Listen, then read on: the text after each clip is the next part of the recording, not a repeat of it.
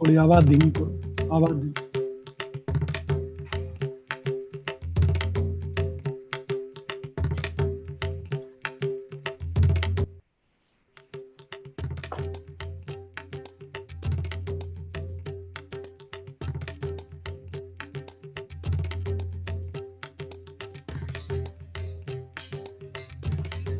Hello.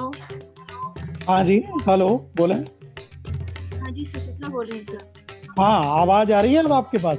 हाँ, आ रही है सर, आप ठीक। ओके।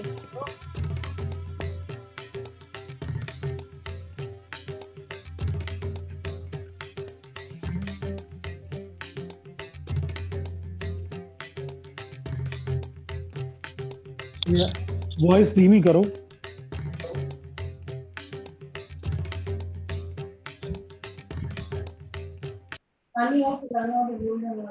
नहीं पड़ा है। एक टाइम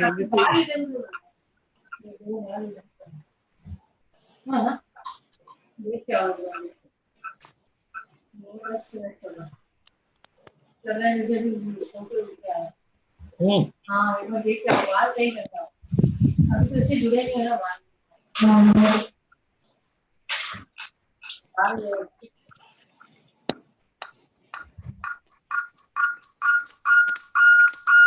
क्या आवाज आ रही है? एक ही साइड आ रहा है हमारा।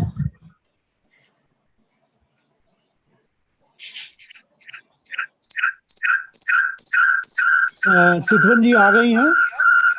Yes, doctor Chitwan Verma join. Hello.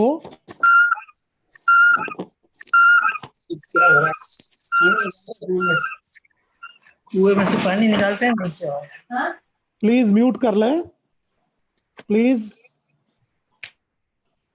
Mute yourself.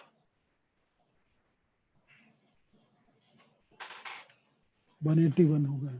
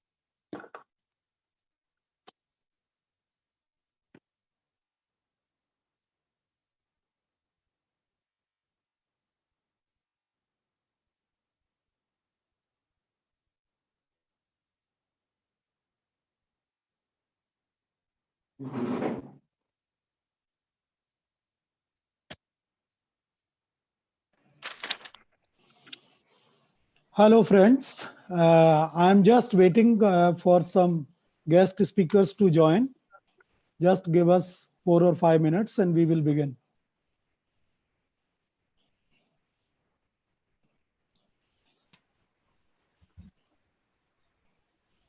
All of you are requested to mute yourself once you join. Good morning, sir. I have joined. Thank you, sir. Thank you. Very good morning.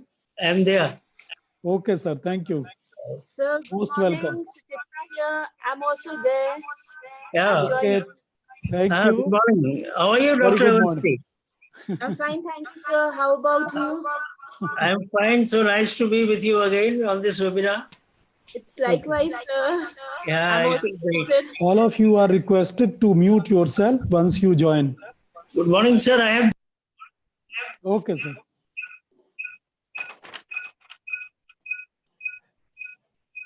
I am just waiting for Professor Chandramouli to join. Let him join and then we will start.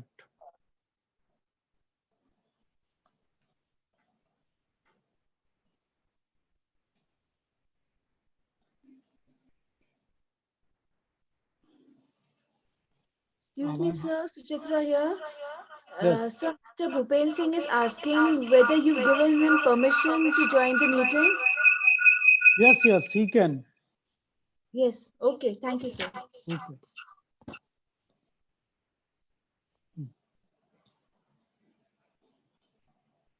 229 लोग join कर चुके हैं.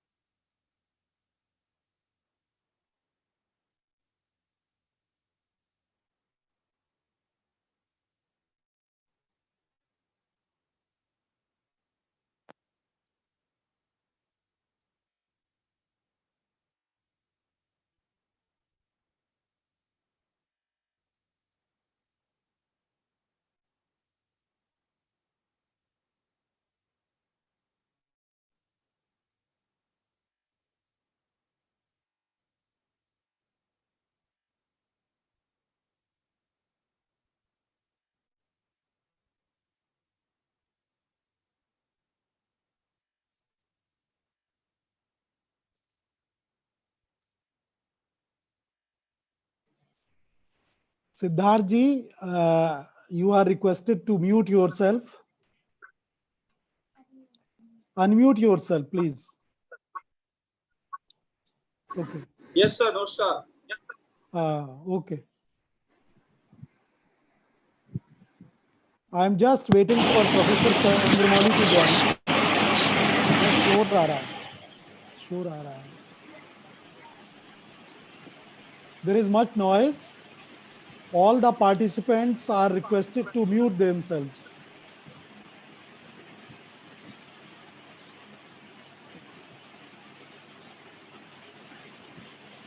Yes.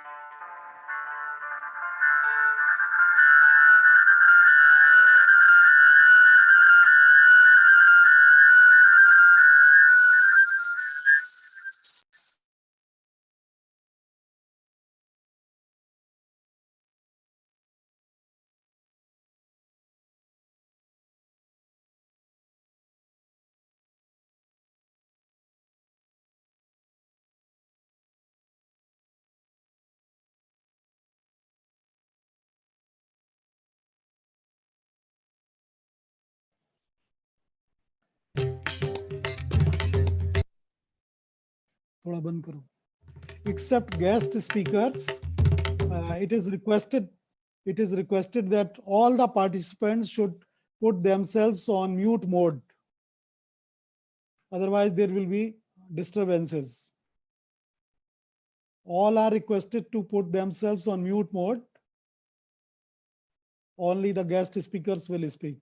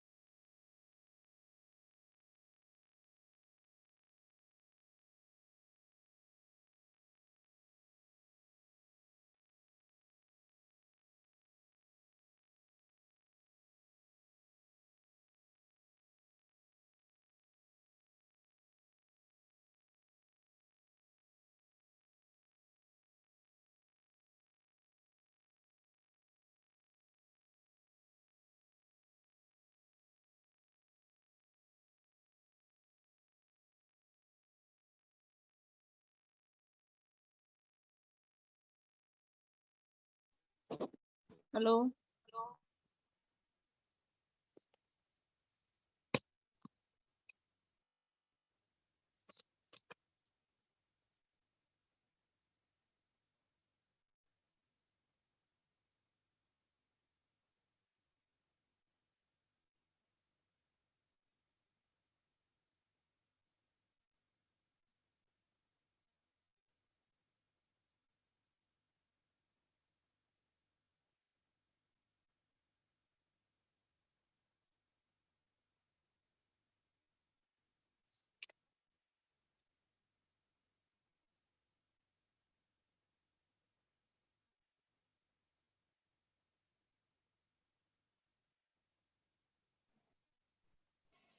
Yes, very good morning to all of you. I welcome all the participants and delegates, my colleagues in the college, my distinguished guest speakers, and my principal chairman of this seminar, Professor S.D. Sharma sir. I extend a very warm welcome to all of you, and especially to Professor Chandalia, Professor Chandramouli, Dr. Suchitra Avasthi, Dr. Bhupen Singh, all my colleagues, delegates, students, research scholars, all of you are most welcome in this pleasant morning. Very welcome to this webinar on a very relevant topic, the metrics of Indian folk literature. I would request Dr. Siddharth Singh to begin this webinar with the prayer to gods. Dr. Siddharth Singh. Dr. Siddharth Singh, please. Dr. Siddharth Singh.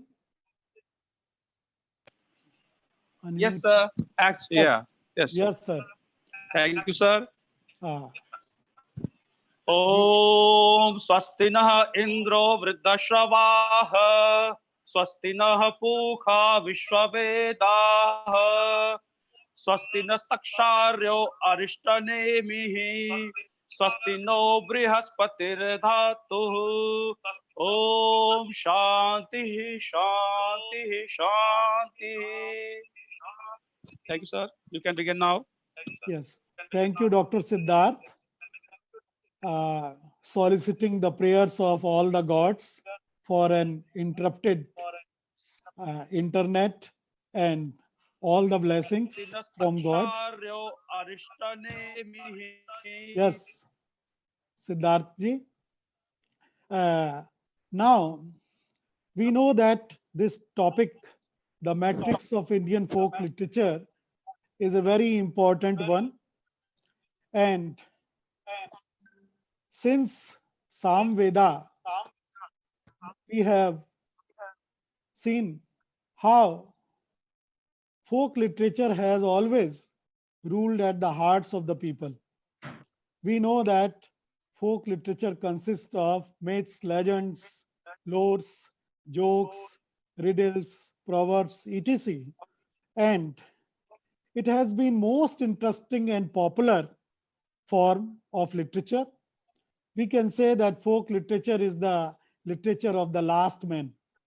Those people in the society who are most neglected, whose heroics are unknown, when they sing something or say something or compose something, that becomes part of folk literature. Uh, there may be uh, there may be a debate when it originated, and we may debate about its classical origin. We may think whether it was from the classical that we have folk literature, or we had folk from the classical literature. But it is very much certain that folk literature is very much primitive. It belongs to the earliest period of mankind. And right since time immemorial, it has been a great source of not only entertainment, but also education. If we see the scope of folk literature, we can see how vast and varied it is. It is it has been core to all the societies. I think that I am audible to all of you. And since the days of Samveda to the present day, folk literature has its own identity. Its metrics have to be understood. It has to be understood who are the people who create it and under what circumstances they do it, and how folk literature touches different walks of life. We know that folk literature has been very much interrelated with other subjects also. It is interlinked with history, with anthropology, with culture studies, with sociology, religion, mythology, political science, children and women studies, linguistics, ecology, etc. So we see that how under the umbrella term of folk literature, we can study it with different points of view. We know that folk has always been very much associated with its sister arts like music and dance. No folk performance is complete without music and dance. And we will also notice this thing that folk literature is evident of a mix of tradition and individual talent. On one hand, folk artists or writers of folk literature, they follow the tradition, but according to the time and place, there have been so many innovations, and they have always they, they have varied from place to place, and they have evolved from time to time, and they have always coped up with societal concerns and conditions. And in this way, we see that folk literature, uh, in very much contrast to the classical literature, has been very unself-conscious, spontaneous, and naive. And from generally we talk of unity in diversity, but we see when we study folk literature, we see how there is diversity in unity. India is a country of 130 crores people. There are 22 official languages, and there are more than 720 dialects. There are 6 major religions. But when we study folk literature, we find how varied our culture is, and how this culture, this varied culture, this vast culture has been preserved, conserved, and preserved by the folk literature of India.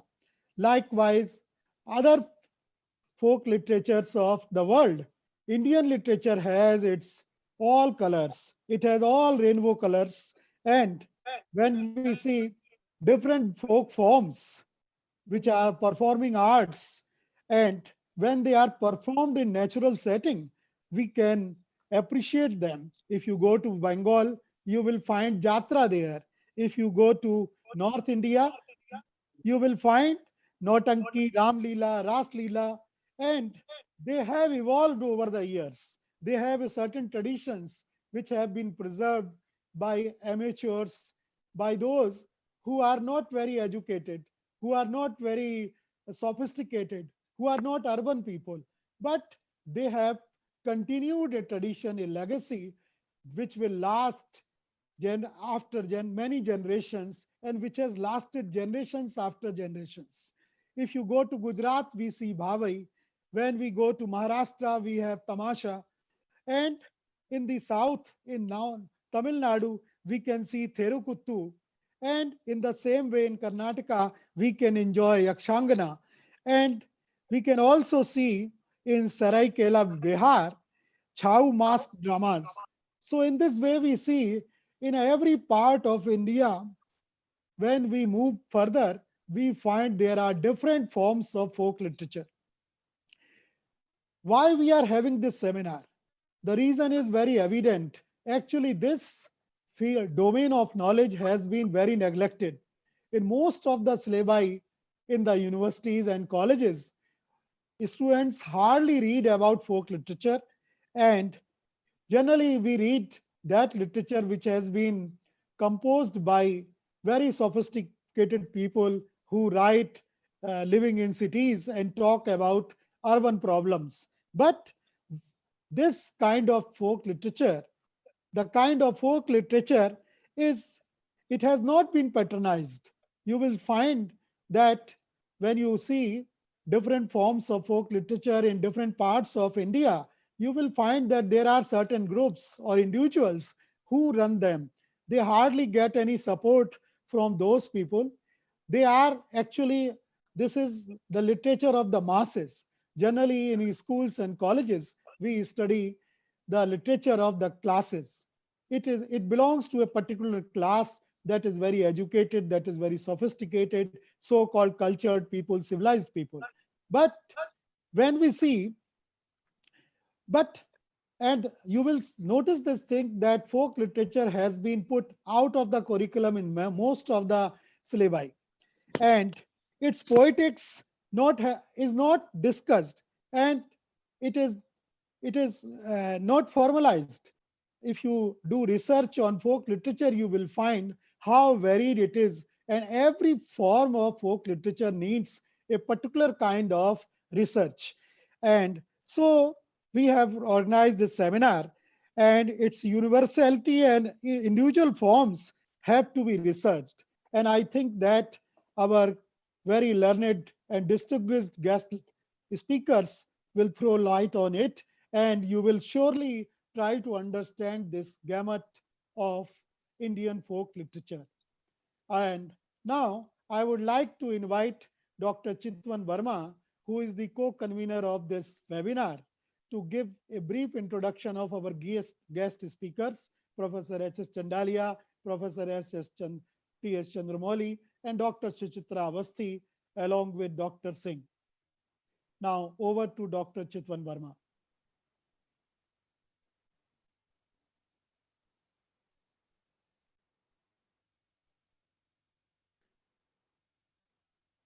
Dr. Chitwan Verma, please.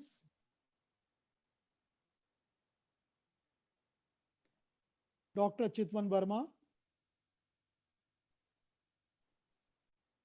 Am I audible? Yes, sir, you are audible. Dr. Chitwan Verma, am I audible?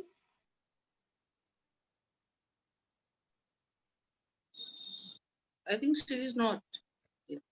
Uh,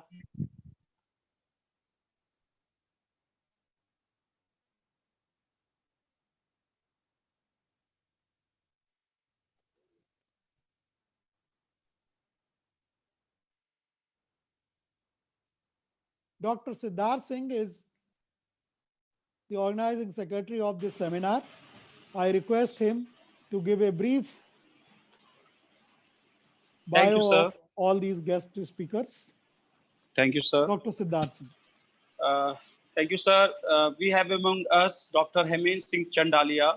He is a professor of English at Janardhan Rai Nagar Rajasthan Vidyapeeth University. He has 17 books and about 35 research papers to his credit. 3 collections of his poems, namely Safar Se Purv, Sirf Swapn Nahi Hai, Sanchariya, and मैं तुम्हें भूला कहाँ हूँ महासागर, have been published. His book Script to Screen, The Progressive Vision of Khwaja Ahmad Abbas, was released by the then governor of UP, Honorable Aziz Qureshi, at Aligarh Muslim University in an international seminar. His recent publications are Tribal Literature, Culture and Knowledge Systems and Killing Gandhi, Living Gandhi. He has been awarded the prestigious Chandra Dev Sharma Award, Maharana Raj Singh Award, Poetry Society India Award, Katha Rang Story Writing Award, Dr. Rajendra Pralash Bhatnagar Award for Literature. Domain of knowledge. and Professor Nand Kumar Lavande. Publications are Tribal Literature, Culture and Knowledge Systems and Killing Gandhi, Living Gandhi. He has been awarded the prestigious Chandra Deva Sharma Award, Maharana Raj Singh Award, Poetry Society India Award, Katha Rang Story Writing Award, Dr. Rajendra Pralash Bhatnagar Award for Literature, Domain of and, knowledge. Yeah, and Siddharthi, Professor I Nand can, and yeah, Professor Nand Siddharthi, I Kumar can take over Lavande. from here. Okay, ma'am. Okay. Yeah, because I Actually, was, please, yeah, I you was two, unmuted. Didn't unmute. You needed to unmute okay, me. That's why. Okay, so please. a very warm welcome to our distinguished guests. And Siddharthi has already introduced Dr. Hemen Singh Chandelia ji. He is professor of English at Janardhan Rai Nagar, Rajasthan Vidyapeeth University. And uh, what I really found interesting about him was that he has even at a later stage of life, he's been doing PG certificates in teaching English from CFIL, Hyderabad, and a PG in folklore and culture studies from IGNOU, New Delhi. So, very warm welcome to you, sir. Moving forward to Dr. T.S. Sai Chandramouli. He's a poet, he's a translator and a critic. He's a former professor of English, Railway College, Osmania University, Secunderabad. He has a teaching experience about 39 years. Though he opted for VR in March 2008, his PhD topic was a quest for interracial understanding, a study of Paul Scott's novels. Now, he has authored 8 books and on a variety of subjects, from translation to literary criticism to poetry. Of English, Railway College, Osmania. He has edited and co-edited an astounding 19 books. Besides being a member of several reputed journals, his translations of poetry and fiction from Telugu into English have been extensively published. His text in English literature titled Kuli, the Sovereign, has been nominated for Kendra Sahitya Academy Translation Award. Welcome, sir.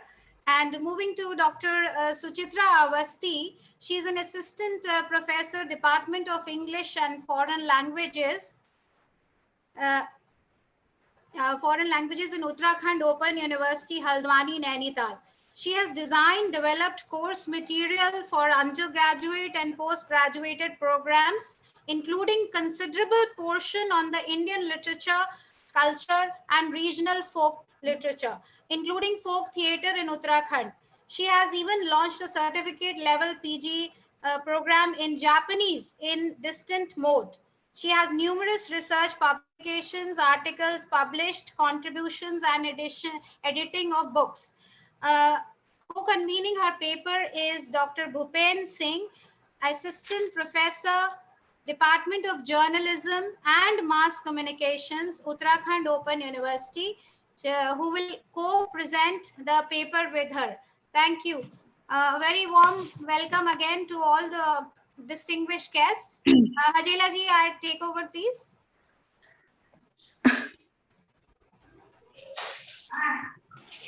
Formal introduction of our guest speakers. Yeah.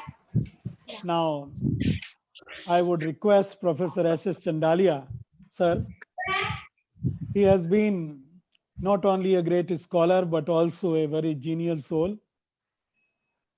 Dr. Chitwan Verma has given only a brief bio. He is a wonderful man, not only an academics, but also a social activist. Sir, Professor Chandalia is going to give his presentation on the topic Merging with the Masses, Declassing the Self, some glimpses of North Indian folk literature. And I think that Dr. Chandalia or Professor Chandalia has chosen to talk about folk literature of the North. And in the same way, Dr. Chandramouli will be focusing on folk literature of the South. So here we have a very good combination of North and the South. Dr. Chandalia, I would like to invite him with all respect and regards, Professor Chandalia. Good morning, sir. Very good morning, sir. Good morning to Professor S.B. Sharma, sir, Dr. Siddharth Singh ji, Professor Chandramouli ji, Dr. Avasthi, Harshita ji, and all dear Dr. friends Chandalia, who have joined this webinar. I would like to invite him. Let me first congratulate the organizing team, particularly Professor Hajela, for organizing this seminar on this very significant topic. Folk literature talks of folk, which we call lok in Hindi and Sanskrit.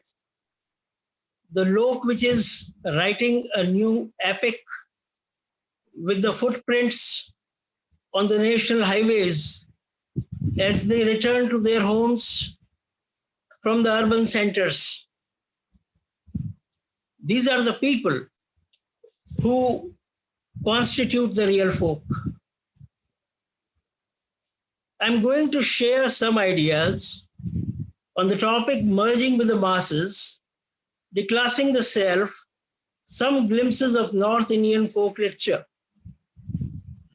But before I do so, I would like to remember some of the eminent people who have contributed to folk literature in India, particularly Mr. Warrior Alvin, who wrote numerous books and articles on the tribal life of Orissa. I want to remember Hakubhai Shah from Gujarat. I want to remember Vijay Danji Detha from Rajasthan.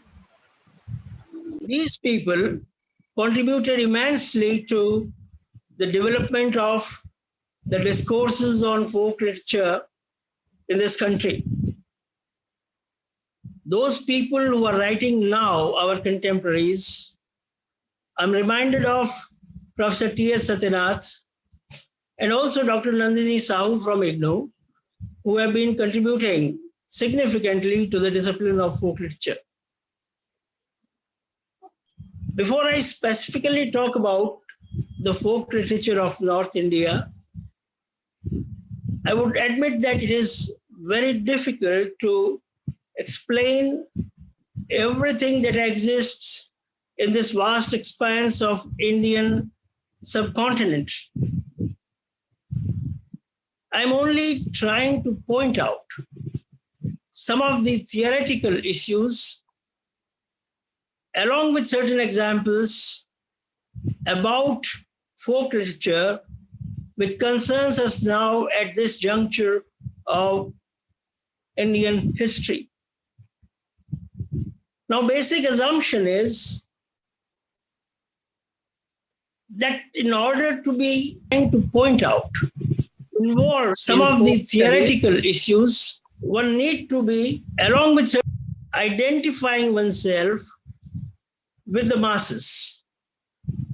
Folk literature relates the narratives of legends, of historical heroes and mythical figures.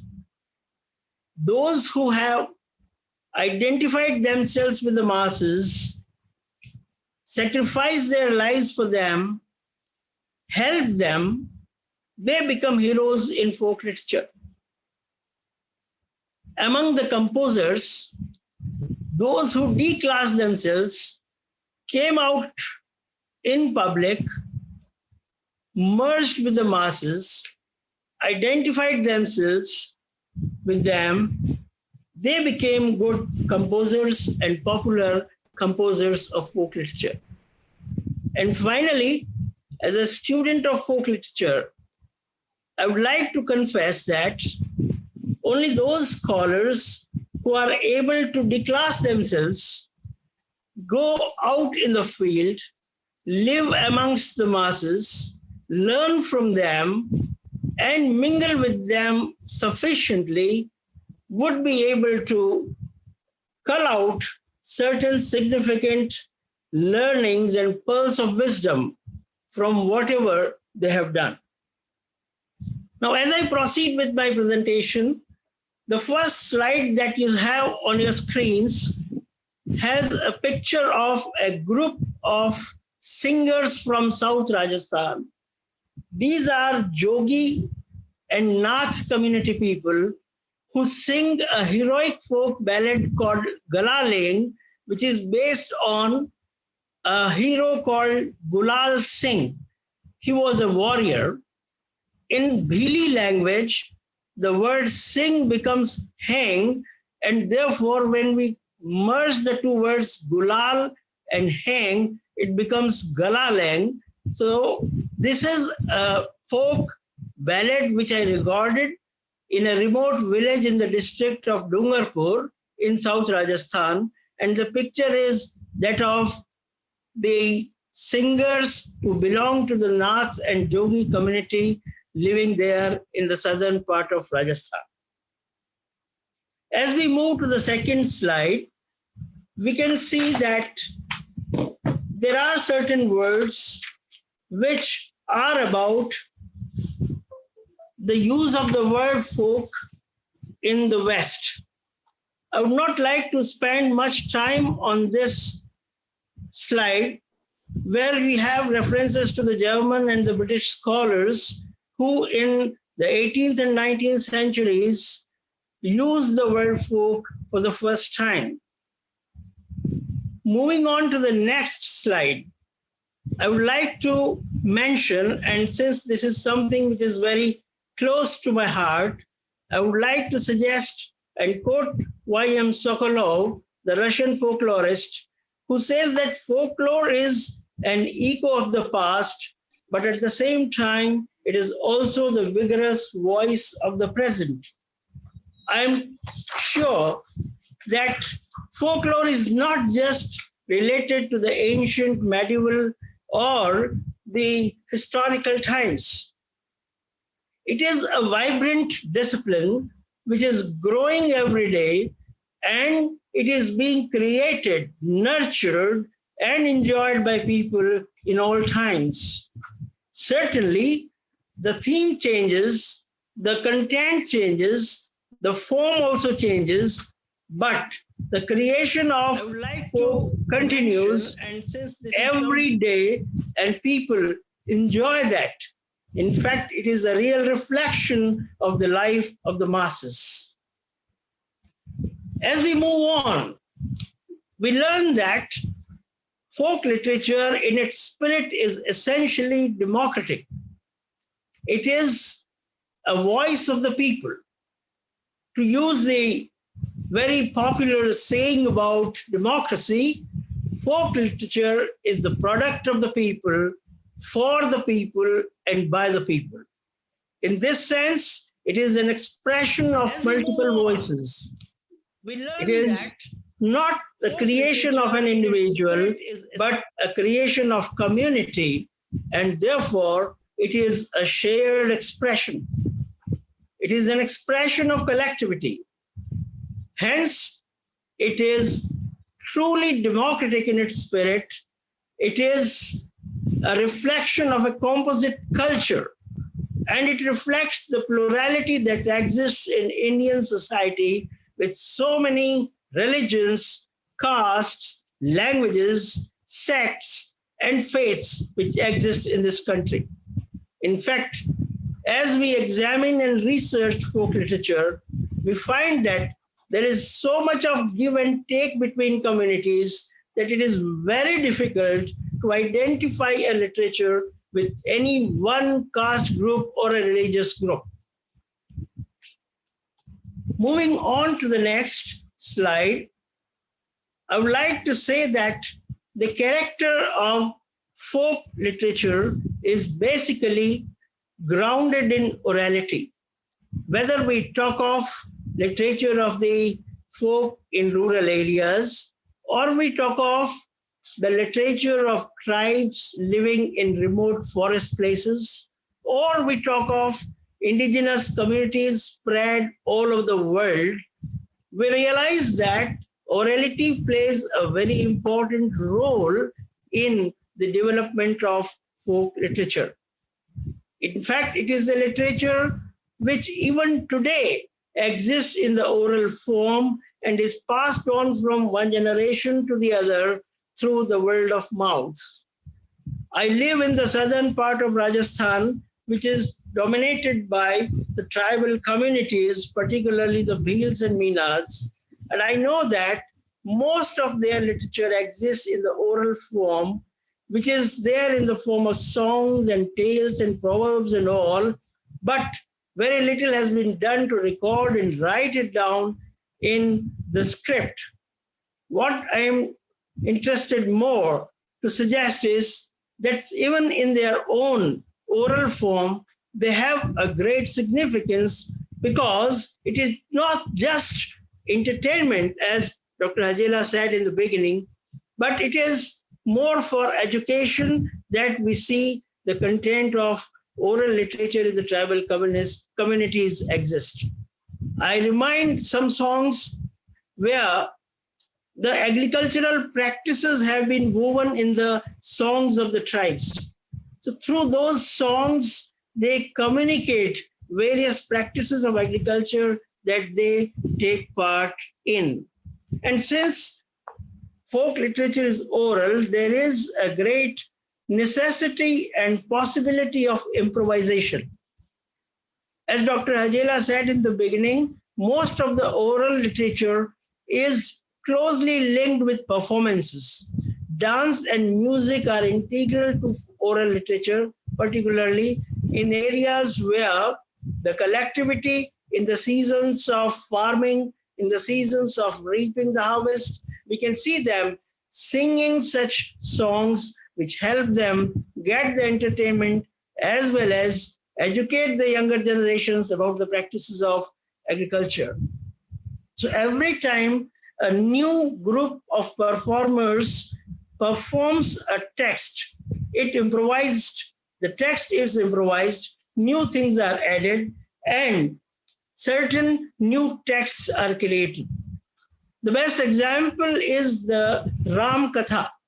Everyone in this country knows about Ram Katha, right from Valmiki to Tulsi Das ji.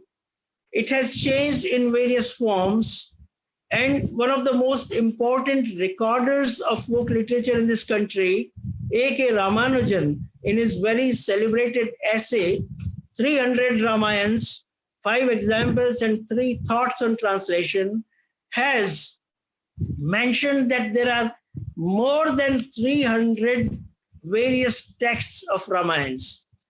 In Rajasthan, and I'm sure it should be there in other parts of the country also, whenever there is an auspicious occasion of a childbirth or a marriage, the ancestors are invoked. And the women of the family, they sing songs in order to invoke the ancestors. Now, every time those songs are sung, the names of newborn children, particularly boys, they are added to the songs. So these songs, which are created by women of every household, they are the creators of such songs. They improvise, they add. And therefore, when we talk of folk literature, a very important aspect is that there is nothing like copyright in folk literature, since there is no one individual who is an author. The community is the author. And as most progressive people say, it is a case of copy left, not copyright. As we move on to the next, another important characteristic of folk literature is locality. These days, our Prime Minister is talking of local. The focus is now more on local. After this COVID-19, we have understood the significance of local, and therefore a more important, underline to the folk literature as well. In Rajasthan and in other parts of the country also, people say, "Kos kos pe pani badle, aath kos pe vani." The character of folk literature is essentially local, and therefore most of it is found in those languages which are regional languages or dialects. As we say, Rajasthani, Haryanvi, Dogri, Punjabi, Braj, Awadhi, Maithili, Bhojpuri, Santhali, Wagdi, Bhili, and many other languages which are there. I am mentioning especially those languages which are there in northern India. I'm sure Professor Chandrabauli will talk about languages in South India. I'm not much aware of that. But what we see is that these languages are still very popular, very vibrant, very fertile, and very productive. And most of the folk literature is found in these languages. Now, I would have said, see, that folk literature is local, but at the same time, there are certain examples where we see that it also travels from one place to the other, slightly modified in its text and in its language. I have a few examples to quote. There is a narrative in northern Rajasthan, the story of Nihal De. Another is the story of Raja Gopi Chand. And there is a famous story of Rana Ratan Singh of Chittor. It's very interesting to note that these three narratives are found in Punjab also. Now, there, Nihal De has become Niwal Dai, slightly changed articulation of sounds, and of course, maybe some changes in the text as well. Similarly, in southern part of Rajasthan, the Bhils sing Bharats. Now, Bharats are songs which are related somehow to the stories of Mahabharata, but the narratives are totally transformed, and though they use the characters of Mahabharata, the story undergoes a lot of transformation in the Bhili dialect. So, though it is local, there is a possibility of moving out in the vicinity and getting transformed. As Professor Hajela said, it is performative. Folk literature is primarily a school of literature where performances are very important. There are many performances that we have mentioned earlier as well. Professor Hajela mentioned them, but I would like to mention some of them here. They are Nautanki. In Rajasthan, we have Hela Khayal. In Western Rajasthan, Bikaner and districts of Ganganagar and nearby, we have Rammat, we have Swang, we have Vat. In southern Rajasthan, among the Bhil tribes, we have Gavri. We have Tutia, a very interesting folk form. There is Jakadi in Haryana. Bahurupiyas are there, I think, almost in entire North India. The puppet theater or Kathputli is also an art form which is there among the folk. There are hymns, the bhajans, kathas. In West Bengal, we have the Baul Gan. In Western Rajasthan, the Phad Gayan, and so on. In Haryana, they have Ragini and all those forms which are there, which are in a way reflection of the folk literature that exists in these different parts of North India. Now I come to that part of my presentation which relates to the title. I have said earlier that those heroes who identify themselves with the masses, they become the heroes of folk literature. In this slide, I have mentioned certain folk deities of Rajasthan. A very prominent folklorist of Rajasthan, Dr. Mahendra Bhanawat, has listed some 206 folk deities in his book. Of these, 5 are called Peers also. They are called Panch Peer. They include Babuji, Gogaji, Ramdevji, Harbuji, and Mehaji. A very interesting thing is that these folk deities, who essentially come from Hindu families, they are treated as peers by the Muslim communities, and the entire social fabric is so closely internet and composite that they are worshipped by the entire population around. Their followers and devotees, they come from different nearby states as well, including the state of Maharashtra, Gujarat, Himachal Pradesh, Madhya Pradesh, and Haryana. Pabuji is a folk deity who was a Rajput warrior and who laid down his life to save the cows. So he is one who saved the cows and is particularly worshipped by the Rebari or Raika communities in Rajasthan. They are cattle rearers, particularly camel rearer communities. Similarly, Mahaji is worshipped by cowherds. Narain also by cowherds and cattle rearers. Now, Ramdevji is a very famous deity in Western Rajasthan who has a shrine there in Jaisalmer, and all sections of society, particularly Dalits, they follow him and they worship him. He was a Rajput warrior who laid down his life and also served those sections of society which are marginalized. Gogaji is considered as a savior of snakes, and people from different parts of northern India, they worship him and at his shrine somewhere near Hanumangarh. Now, Tejaji is a folk deity who was a savior of cows, and he was so committed to his words that he went back to a snake who wanted to bite him. And since the whole of his body was wounded, he took out his tongue where the snake bit him, and finally he died. Now, Tejaji is worshipped by people, and he is called a savior. Those people who have a snake bite, they go to his shrine and are cured, is the popular saying. So what I'm trying to suggest through these examples is that most of these folk deities, out of 206 folk deities in Rajasthan, they became subjects of folk literature simply because they identified with the common masses, tried to help them in their crisis, saved their cows, and so on. The next is the famous example of Meera. I specifically use this example because she was a princess born in the end of the 15th century, lived in 16th century in Marwar, passed her childhood at a village Mirtha, and was married to the king of Chittorgarh, the famous state, erstwhile state of Mewar. His name was Bhojraj.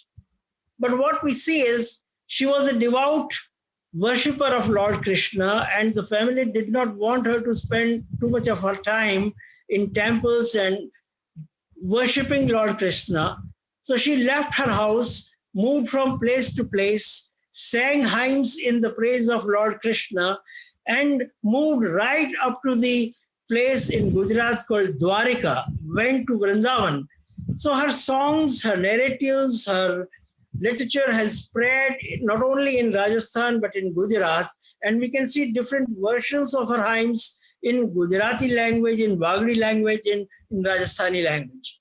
So what I'm trying to suggest is, here is a princess who declasses herself, goes out of her princely state, leaves the palaces, mingles with the masses, goes with saints and sages, sings hymns in praise of Lord Krishna, and becomes a popular folk saint known everywhere in this country.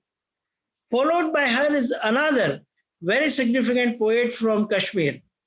It's very interesting to note that they are two comparable saint poets from two different parts of this country. Lal De was a Kashmiri saint poet born in the 13th, at the end of the 13th, and lived in the 14th century. She was a popular saint in Kashmir. Her sayings were called Vak.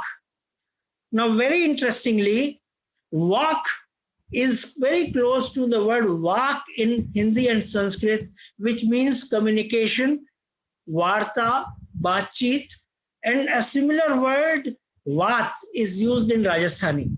So Vak and Vat and Vat, these three words, all these communicate a similar meaning, which is talking, sayings, conversation, and so on. So Meera was conversing with the masses in Rajasthan. Vijaydanand Detha has collected a number of stories which have been published called Vatari Fulwari by Lakshmi Rani Chundawat. And the stories in Rajasthan are called Vat. Similarly, in Kashmir, the narratives of Lalde, they are called Vak. One of the songs I have mentioned here. Now, Lalde was married to somebody in Pampore that was a Brahmin family. She used to go to fetch water from the river. And as she was a very devout follower of Lord Shiva, sometimes she used to cross the river and go to the temple of Shiva on the other side of the river. So it took some time. Her mother-in-law was not happy with her, and she became suspicious of her conduct. One day when she brought water to her house in an earthen pitcher, her husband took a staff and hit it on the pitcher. Now it is said, the narration is that the water did not fall down as if it was frozen till she poured the water in the utensils where she used to pour every day. Later on, she left her house and mingled with the masses, singing songs in the praise of Lord Shiva and also related to spiritualism, related to liberation, and so on. One of the small poems I have mentioned in the slide as well. There is a very interesting comparison between Lalde and Mirabai, and we see that these two women saint poets, they abandoned their houses, they went out to the public, spoke to them, wrote about them, wrote about their religious feelings, and also mixed with them. So they became very popular folk characters and folk composers in Kashmiri and Rajasthani literature. And finally, as we move on, we see the West Bengal and the tradition of Baul Gan in West Bengal. Now, Baul is a very significant Sufi trait of the wandering philosophers and poets and singers. These Baul singers believe that body is the center of all creation, and therefore there is no need to go out to look for God or salvation anywhere else. In this philosophy, body is the tattva, the real essence of human existence. In this small poem that I have quoted, it is said that the real Makkah is human body, and therefore there is no need to wander here and there, running around looking for salvation or looking for realization of God or realization of self. So you have a whole tradition of folk literature from the West, beginning with Mirabai, going right up to the East with Baul Gan, where you can learn an alternative faith, a source of learning, a new way of looking at life and understanding life. These are different ways in which folk literature exists in northern India in different forms. And now, as I said earlier also, folk literature is not just a matter of past thing which is no more now. Folk literature is living, vibrant, thriving, and is at this moment also full of life, reflecting the present time. I request my friends there to please run this video, which is a small video. It is a song created by a laborer walking home after this lockdown. The industries are closed down. They have lost their jobs. They do not have anything to eat. They have no shelter. And the only place where they can find repose and some kind of security is the village. And they all want to go back to this village. So I would like to conclude with this message that basically we have to go back to the masses, the 40 crore people or the 60 crore people of this country, if we need to understand this country well and to understand the literature of this country well. We cannot understand folk literature without identifying ourselves with these people who make the real folk. I thank Professor Hadela and his entire team for giving me this opportunity to share my thoughts. Thank you so much, and kindly play this video now.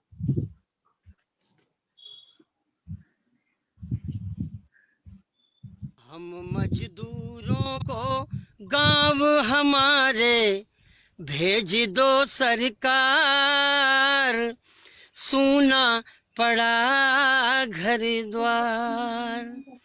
हम मजदूरों को सरकार, सूना पड़ा घर द्वार। मजबूरी में हम सब मजदूरी करते हैं, घर बार छोड़ करके शहरों में भटकते हैं। हो मजबूरी में हम सब मजदूरी करते हैं, घर बार छोड़ करके शहरों में भटकते हैं। जो लेकर हमको आए वो ही छोड़ गए मझधार, कुछ तो करो सरकार।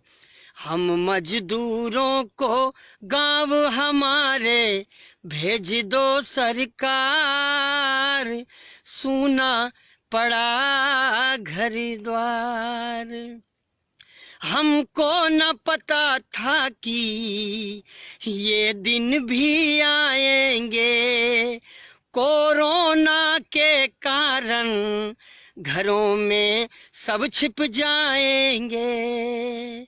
हमको न पता था कि ये दिन भी आएंगे, कोरोना के कारण घरों में सब छिप जाएंगे। हम तो बस पापी पेट के कारण झेल रहे हैं मार, कुछ तो करो सरकार। हो सूना पड़ा घर द्वार।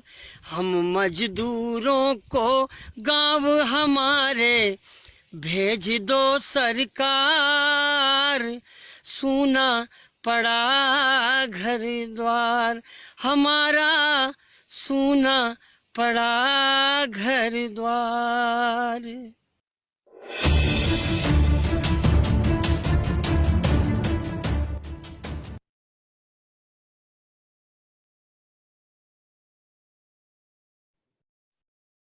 Thank you, Professor Chandalia. It was a wonderful presentation, and the message has been delivered by you that if we do not merge with the masses, or if we do not declass the self, we cannot join with the folk literature. The spirit of folk literature lives among the masses, and until or unless we people, we so-called civilized or educated people, do not align themselves in spirit, in everything with the masses, we will not be able to understand those dreams, desires, beliefs, blind beliefs, and everything that palpates the hearts of the masses. Thank you very much, sir. It was a very enlightening lecture. Now, there is time constraint, so I will be moving fast towards Professor T.S. Chandramouli, sir. Sir, again, welcome you. And now, the platform is yours, sir. Professor Chandramouli, sir. The topic of his talk is folk literature in India, an overview. And he will be taking a roundup of the South. Earlier, we heard about the North, and now he will take you to the South, and he will be talking about different folk forms or folk literature, which is very much popular in the South. Over to Professor Chandramouli. Sir. Everyone, thank you very much, Professor Sudhir Ajayla sir, for inviting me as a speaker. Audible, sir? I thank the college principal and authorities who have organized this for making me a part of the proceedings today in this webinar. My topic is Indian folk literature in India, an overview.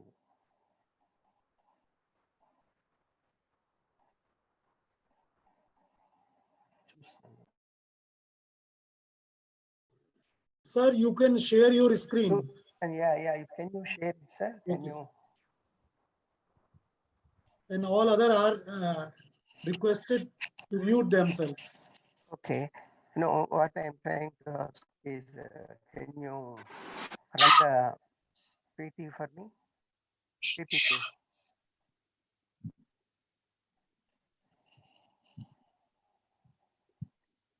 Yes, sir. Do not mute yourself, sir. Mute. Yes. Now, Okay, please speak. Yes. Please run the PPT. Thank Yes, you, sir. sir. Thank you. Okay. Folk literature is integral to literature in any language. Yes, sir. Begin, sir. Yeah, started, sir. Folk literature is integral to literature in any language. Verbal and non-verbal forms of literature are all pervasive. By literature here, I mean folk literature. Verbal forms include proverbs, riddles, lullabies, tales, ballads, among others. Non-verbal form encompasses dances, games, graffiti, toys, and objects of ethnic designs and flavor. A community's outlook is shaped by these forms. Next. A.K. Ramanujan opines, I quote, verbal folklore is the wide base of the Indian pyramid on which all other Indian literatures rest, unquote.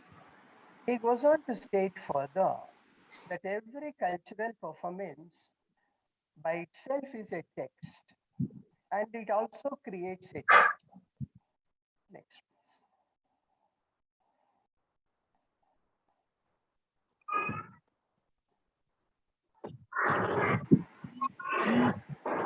please.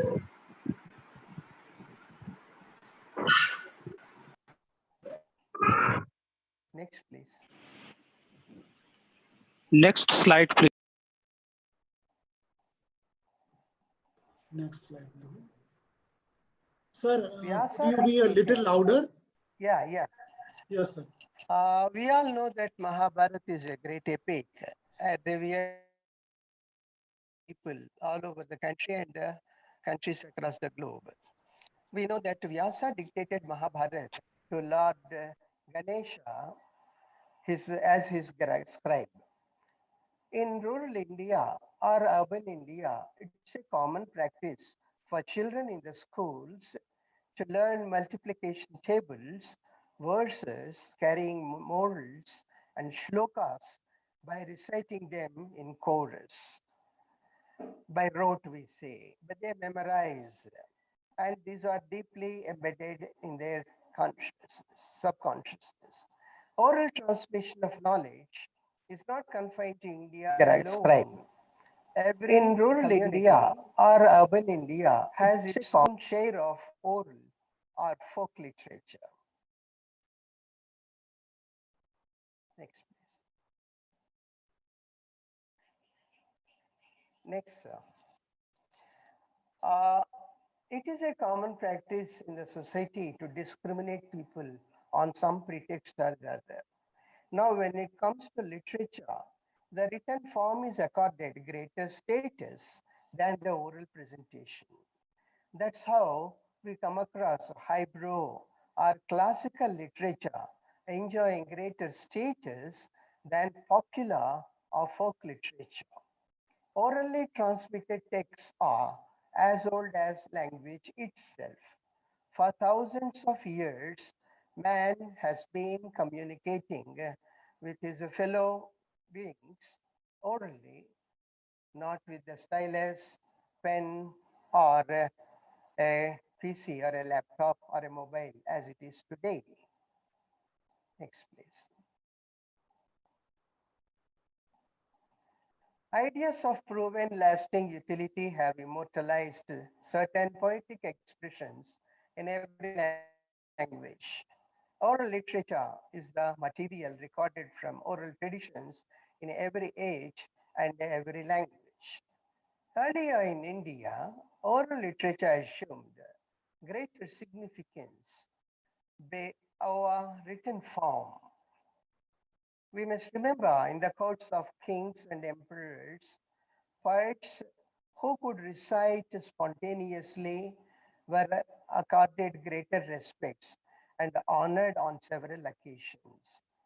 Or intellectual acumen was assessed on the basis of one's own ability to memorize and recite as and when required, leading to exquisite poetic rhapsodies. They mesmerized masses and the elite at the same time and enlisted encomiums from all the people, the high and low, the well read and not so well read. These exercises were characterized by spontaneity, wit, and verve.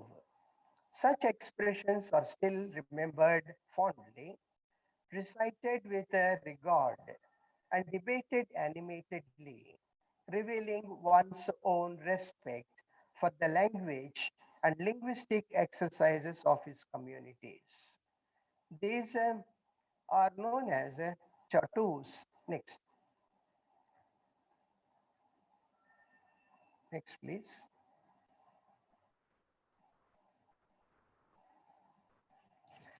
Next, please. A good poem is remembered and recited with love. At times, it is related to new contexts and used to recreate nostalgic moments. Because what you hear once and enjoy keeps lingering in your memory. You can recall yourself and then recite on your own also. This is the felicity or facility one has in oral communication. They circulate in oral tradition all over the world. Now, coming to Telugu or Indian context or the Telugu speech community, we can say that these are known as chatus, both in Telugu and Sanskrit. Chatu means charming utterance. In Tamil, they are known as Tanipatal, meaning single stanza. It is a self-contained four-lined or five-lined or six-lined stanza for complete by itself. Great scholars like Veturi Prabhakar Shastri collected them in Telugu and Professor M. Raghavan Iyengar collected them in Tamil. And these were published later in the form of books with the title Chatu Verses. Charles Philip Brown, a Britisher who worked as a collector in Andhra Pradesh those days, spent money from his own pocket inviting pandits, well-learned men in the language, I mean Telugu, to his bungalow, collector's bungalow, asked them to refine, or what should I say, fine tune the available chatus or available poems he himself collected in the course of his visits to many places on official duty. And wonderful service he has rendered in bringing out a book of Vemana poems in Telugu and also those which were translated by him into English. Of course, they are prosaic mostly, not keeping to the chandas or to the meter. And now, Charles Philip Brown also has brought out a Telugu to English dictionary and English to Telugu dictionary. This is his greatest contribution. Even today, in Telugu speaking areas, Brown's dictionary is given highest respect. And it is the first book or first dictionary one refers to whenever one has to make use of a dictionary. Next, please. Some of the chatus are spontaneous, some are inspired. Let me give you an example. Srinatha is a great poet, and he is also known as a court poet because he enjoyed patronage from different kings and emperors across Telugu speaking areas. Whereas his own brother in law, Potana of Varangal in Telangana, was a down to earth person, quite contented with his own lifestyle, and he continued to plow the land and remain a farmer, even though he has written a great classic known as Mahabhagavata. He has translated Mahabhagavata into Telugu without the support of any king or any patronage from any royal family. But Srinatha enjoyed all the benefits. Now, such a man goes to Palnadu in Guntur district. This is a dry land where water is not at all available and where people cannot lead comfortable life at all. There he just recites this chatu, addressing Lord Shiva. సిరిగలవానికి చెల్లును తరుణుల పదయారు వేల తగ పెండ్లాడన్ తిరిపెమునకు ఇద్దరండ్రా పరమేశ Ganga విడుము Parvati చాలున్. Next. Now, this has been translated into English. Next, sir. This has been translated into English by David Shulman and Velcher Narain Rao, who have translated a number of chatus and Tannim Patal from both Telugu and English, respectively. Coming to Srinatha's chatu, these people have translated it like this. A rich god like Krishna can marry thousands of women. For a beggar like you, even two is too many. Shiva, let me have Ganga. Parvati is enough for you. So we know that Ganga is Ganga Maji or River Ganges, Shiva's second wife. She is held in the matted locks of Lord Shiva, whereas Parvati is his consort. Now Srinatha says, you are a beggar, Adi Bhikshu. Lord Shiva is known as Adi Bhikshu. So for a beggar like you, why two wives, man? Why two wives, Lord? Krishna can enjoy the company of any number of women because his temperament is such and capability is such. So, my dear Lord Shiva, kindly allow Ganga reach me and slake my thirst. Be contented with Parvati as your consort. Move on. Next, sir. Next, please. Coming to Telugus only, King Hala of Satavahana dynasty of Andhra composed 700 verses known as Gathas. This book is known as Gadha Saptashati. Saptashati means 700. He got collected a number of Gathas, but somehow he limited the book to 700 Gathas only. A Gatha, he lived in the 1st century BC. Each Gada reveals an aspect or two interesting facets of life of people around. It is a self-contained verse, four-lined, complete in its meaning and verbal expression. It is a treasure trove for research on folklore even today. It is a model for writing short stories, or it is a model for communicating with people orally. Next, please. Next, sir.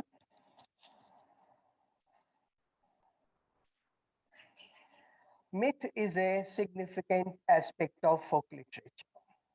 Simple truths, high ideas, Grand imagery, naive expression, delicate ideas with alluring appeal abound in folklore. The sun, moon, rivers, nature are worshipped as carrying divinity in themselves. You know, man was afraid of nature around him. Man was afraid of the planets and the stars. Then he developed a respect for them and he kept on praying to them to bless him with their boons. Constellation of stars and stars visible at different hours at night and during different seasons are accorded highest regard. Next, please. Here, next. Here I am reminded of Derek Walcott, who told our A.K. Panikkar sir of the Kerala that they also followed the stars. They also followed looked at the sky for guidance as far as the time of the day is concerned, as far as the seasons for forming are concerned. So man's dependence on nature is inalienable. Now, coming to lullabies sung by mothers at home, usually you find, or rather one finds, Sri Krishna's name or Sri Rama's name mentioned. Why? Because they are adorable even as children, even as children. Describing their virtues, when a mother sings a lullaby, the child blissfully slips into the world of dreams and sleep. In Telugu, there's a short line, two lines I just read. Rama Lali Megha Shyama Lali Tamarasa Nayana Dasharatha Tanaya Lali. The meaning is, my dear child, sleep like Rama, the blue colored one. Lotus-eyed one, son of Dasharatha, my child sleep. So naturally, every mother wants its son to be like Rama, obedient to the parents, respecting the word of elders, and keeping to his word, come what may. Now, every mother sings lullaby, whether she is educated or not. This is not confined to educated people alone. Singing lullaby is not the prerogative of the educated people alone. Even illiterate rural folk sing lullabies. Workers also sing lullabies to put their children to sleep. Every mother sings lullaby, whether she is educated or not. Soft, delicate, affectionate voice mesmerizes a child anywhere into the world. So dreaming starts from that age itself, not when we grow up into adults. Dreaming starts even when we are infants in the lap of our mothers. Next, please. Now, fairs and festivals also offer opportunities to people to gather and celebrate cheerfully. Good food, intoxicant at times in some places, are consumed. Dances and dramas are performed to add a little pep to life of the rural folk. After all, they work from morning till night through the year, in whether it is raining or shining, they go out and work in the open. So they also require a little relaxation. They also require a few occasions to rejoice. Usually before starting agricultural operations, during various stages of farming, and at the end of harvesting, songs are sung in gay abundance. That's why you find the songs sung by the farmers at the time of plowing, at the time of seeding, at the time of making seed beds, at the time of harvesting, at the time of winnowing, and after carrying the grain home also, they sing praising Mother Nature, the sun, the moon, and stars, thanking them for the bountiful yield they got in the year for their labor through the year. Next, please. Now, let us have a look at some of the folk performance where performers, singers, and those offering instrumental support are very often illiterate. As Chandalia has said, these are down to earth people. They may be illiterate, but they are highly cultured people, conscious of their own culture, proud of their own culture. Through oral communication and rigorous practice, over a number of years, these master performers acquire good vocabulary, apt pronunciation, and melodious voice suited to the various emotional turns and twists in the narration of the plot of a play or a ballet presented on stage. Next, please. Next, please. Next. Here we come across a slide. This is known as Burrakada. This is the special folk art perfected and practiced by Telugu speaking people alone anywhere in the world. We can say that this is the prerogative and treasure of Telugu people. As seen on the screen, there generally are, or usually there are three players. The central one is the principal narrator. He is clad very wonderfully in beautiful attire and dress with a tanpura on his shoulder, just what should I say, plucking the strings. He sings, moving forward and backwards while narrating the story. Usually, these stories related to bygone eras and battles fought long ago or not long ago. Of course, in the present day, even political themes are introduced for attracting people whenever people are to be gathered and kept waiting before a VIP comes to a political meeting or a public meeting. Now, coming to the other two people who support him in this performance, they are known as Vantas, or in Tamil they are called Pinpattu, or they are known as supporting staff or supporters. One among them sings along with the principal narrator, and whenever he requires a little rest or whenever he wants to just go back in the process of moving forward and backward, he continues the narration. And this is a way of training a co-artist so that who is a supporter today becomes a principal artist in due course. Now the other person plays the role of a clown, cracking jokes and then acting clownishly, giving comic relief to the people, much needed comic relief to the people in the course of the performance. This is practiced even today and patronized greatly by the Telugu speaking people. Next, please.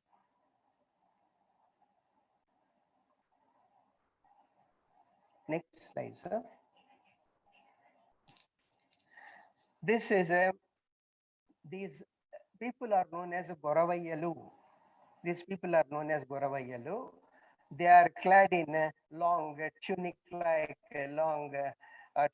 a dress made of coarse woolen collected from goats or sheep, and then they carry a headgear consisting of a crown of peacock feathers, and then ribbons in different colors, or what you call sort of shawl is kept around their neck, and then there is a band around their waist also. You can see they carry a dhamaruka like instrument.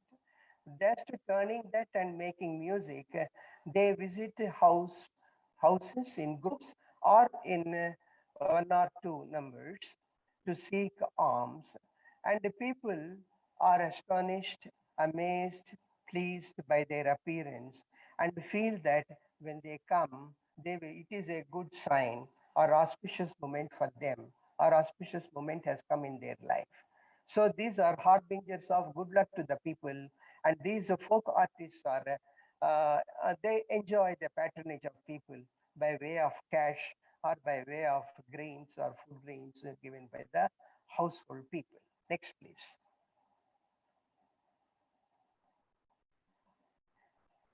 Incidentally, their headgear also reminds one of the headgear of Rajgons of Adilabad district.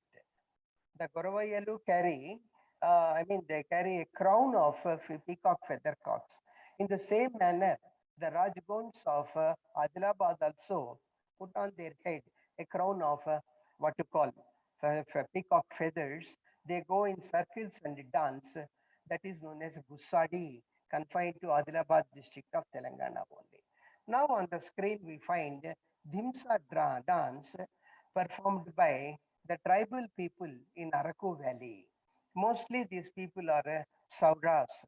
These Saura or Savara or Shabara, as they are called in different places, are spread across central India, the borders of Andhra Pradesh, Orissa, and they are spread over central India, stretch up to what should I say, Jharkhand too. This is essentially a dance performed by young girls clad in colorful attire and also decking themselves with colorful flowers. And they dance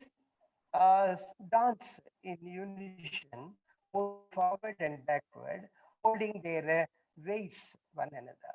It is something like the famous huddle of Indian cricketers before they go for fielding. No, in our modern day cricket, you find the cricketers huddling together and then dispersing.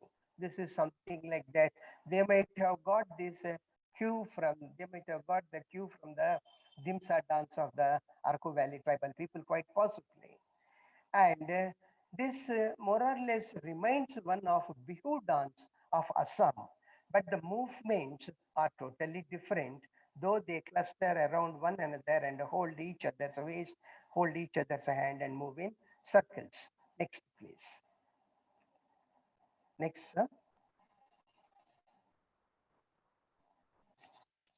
Next is, yeah. This is known as Vidhi Natakam.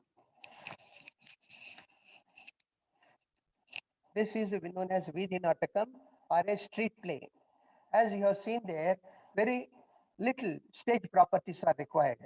No Akka theatre is required. No seating arrangement is required. It can be played anywhere, wherever there is a chaurasta, wherever four roads meet, wherever there is a junction, or wherever a road forks into two, they just enact. This is known as a Vidhi Natakam, a later development of Yakshagana and a precursor to the modern day street plays we come across in the campuses of different universities or educational institutions. Even their dress, you see, very simple. They don't need much of costume and it's not a very expensive one. And they do perform. In their performance, they convey a message through socially relevant themes. Choosing socially relevant themes, they convey a message through the street play. This is known as Vidhi Natakam. Natakam means drama. Vidhi means street. Next, please. Next, please. Next, sir. This is a Pagati Veshakallu. These are actors who change their dress, I mean appearance and costume every day during Navratri, that is Dasra, or during Sankranti, that is during Pongal festival. Every day they come in some get up or other, in some attire or other, and on the concluding day, they appear in their actual form with their original get up, and then collect donations by way of cash or grains given by the householders. This is Pagativeshakallu. Next, please. Next, sir. Next, please. Next, sir. This is a Chindu Bhagavatam, patronized specially in Telangana. Here you find the Chindu Bhagavatam Kala actors, I mean performance. 4 people will be there or 3 people will be there. Their dresses are so beautiful, ornate. They have so many jewels or necklaces, of course, not real gold one. They are very well attired. The costumes are attractive and they will be keeping moving in circle or they will be keeping moving forward and backward on the stage. Not a single minute you find them static at a place.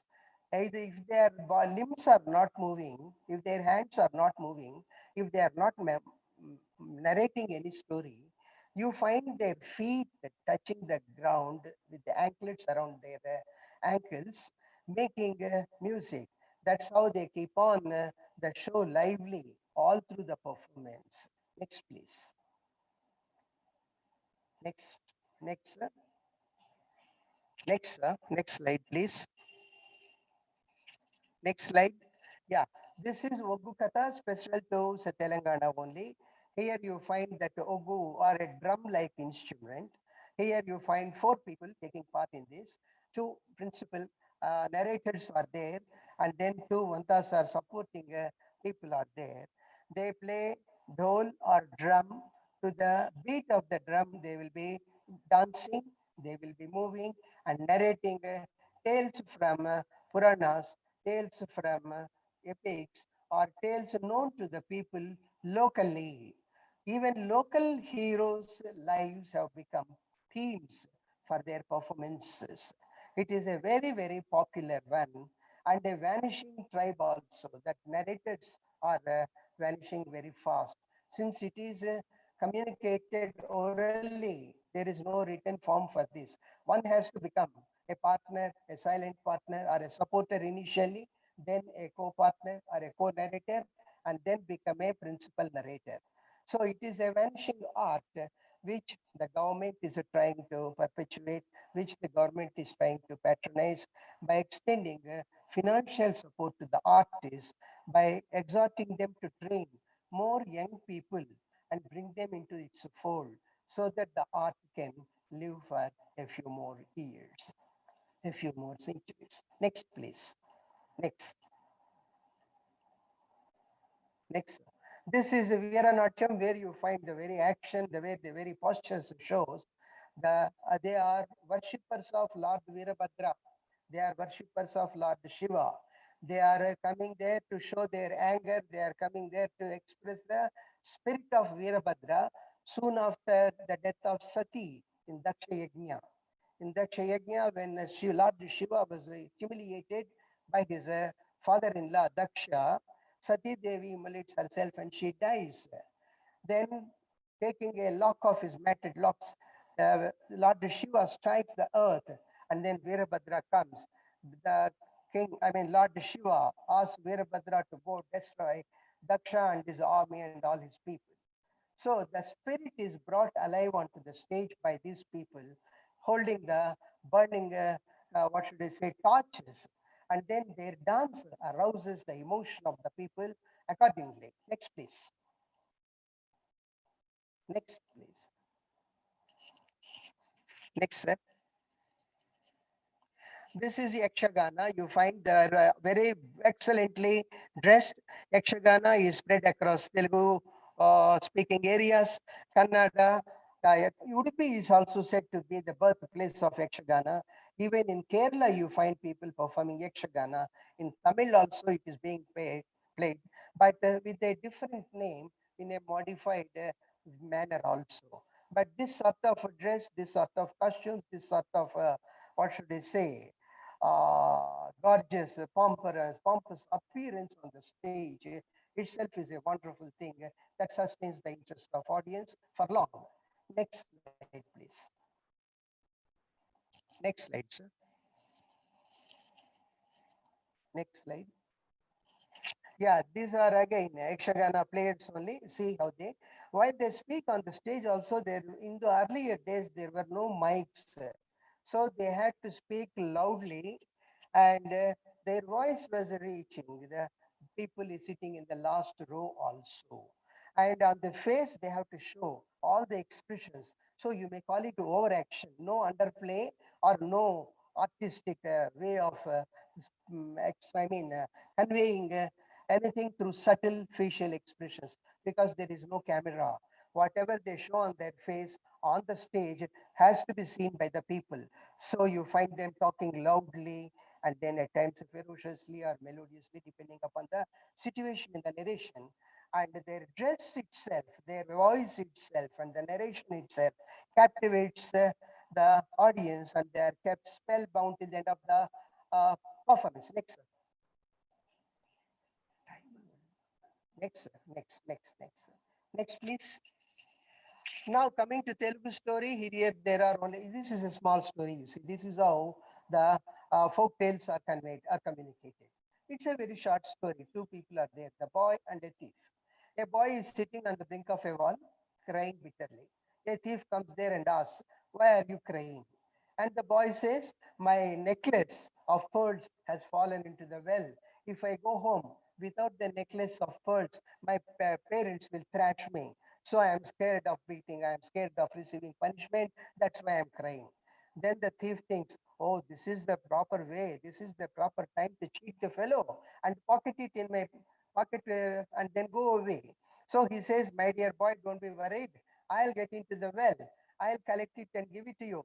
Meanwhile, take care of my clothes." So keeping his clothes on the, wall of the well, he gets into the, descends into the well and then tries to fish out the necklace. There is no necklace because this fellow hasn't dropped it at all.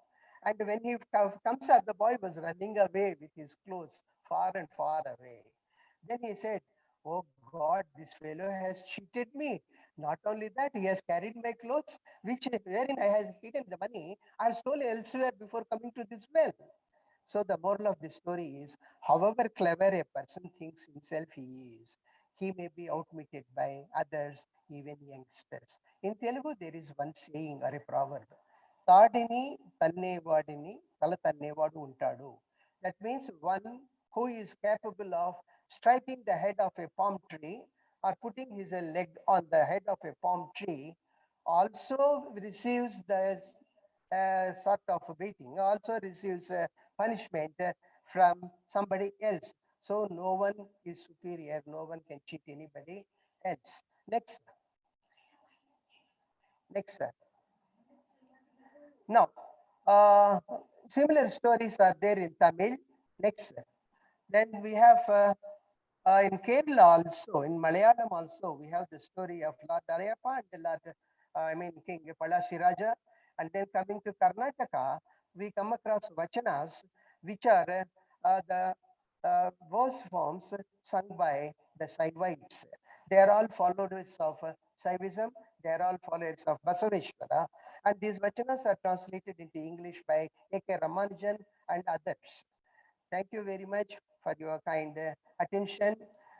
For want of time, I'm not able to run all through this. Thank you very much. Thanks for your patience.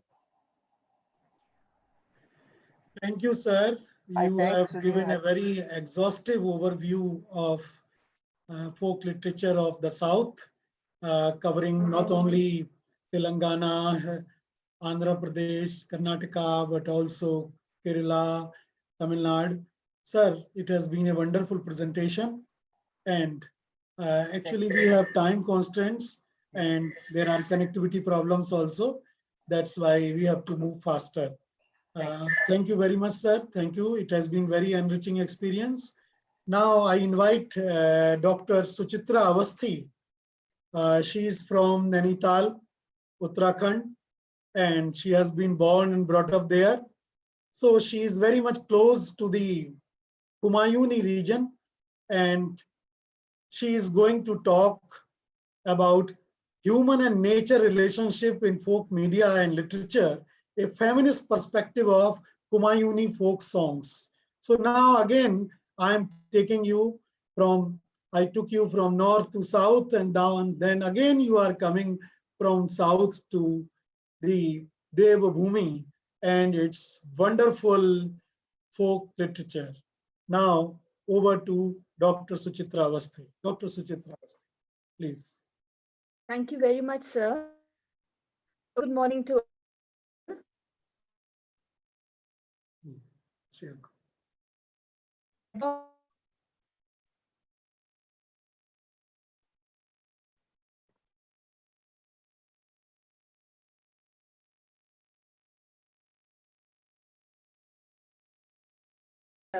this opportunity to present the fecund folk culture of Uttarakhand in front of such an august audience. I would also to extend a heartfelt gratitude to Professor Chandalia and Professor Chandramouli for the illuminating talks. A deep sense of gratitude to my parents and mentor, Professor D.R. Prohit, whose name is synonymous with the folk traditions of Uttarakhand, and for kindling a love for the folk culture in me. I would also like to thank Mr. Bhupen Singh, my co-investigator, for giving me invaluable insights for carrying out this research. And last but not the least, my dear fellow participants. So thank you all for this opportunity. I would begin my talk on human and nature relationship in folk media and literature. And the talk I'm going to deliver is Kumaoni folk. Let me begin by giving you a brief overview of the talk. In this talk, I will be exploring the relationships between humans and their natural environments through Kumaoni folk songs. These songs are mainly sung by women of the Kumau, and especially the rural women when they perform their day-to-day. I would be taking as tools to understand the relationship between humans and nature. I will also try to present a feminist perspective of these songs. And through my research, I've made an effort to understand the gender discrimination in the Himalayan area and its reflection on folk media and folk communication. Further in this talk, I would be focusing on the folk songs of Kumau and the folk form of media and literature. Well, these songs, that I'm going to be taking up are the folk songs that are sung by women. And because they live in the midst of nature, these women are inspired by the tough terrain of the mountains and also by the biodiversity of their region. Besides the natural environments, the society and culture of the region also finds an echo in the folk songs of Kumau. Next.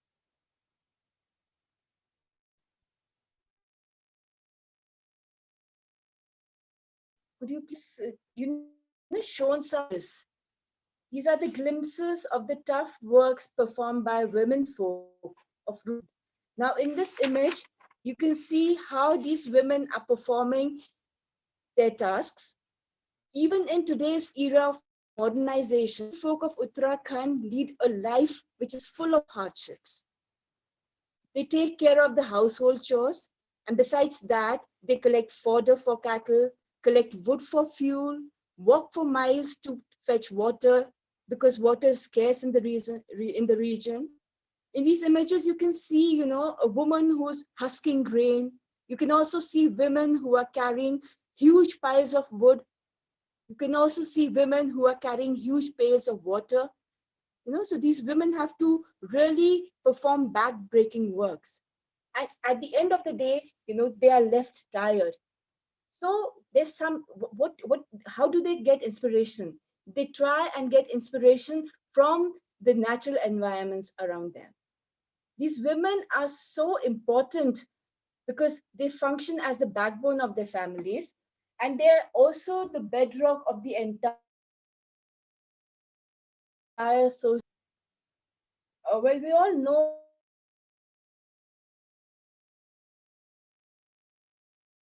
that Uttarakhand has to the plains in search of livelihood, or they join the defense forces. And it is the women who have to shoulder the responsibility of the family. They perform strenuous work in the field, fuel, they tend the cattle, fetch water, and the only they can share their problems are the gurgling streams.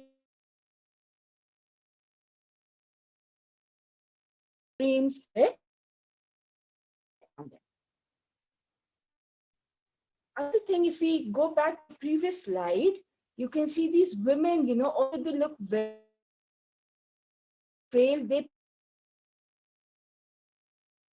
performing.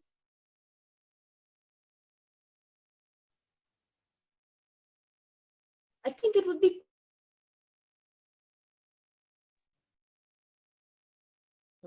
Dr. Suchitra Avasthi, your voice is breaking. Yes. Perhaps there is some connectivity problem. Okay, I don't think so. I'm getting almost full signal, sir. Yes, yes, yes. So Okay, I'll try connecting my presentation again. Okay. Am I audible now? Yes, yes, audible. Move Hello? forward. Yes, yes. Audible, My you are voice audible. is breaking, Yes, sir. yes, ma'am. So as we saw in these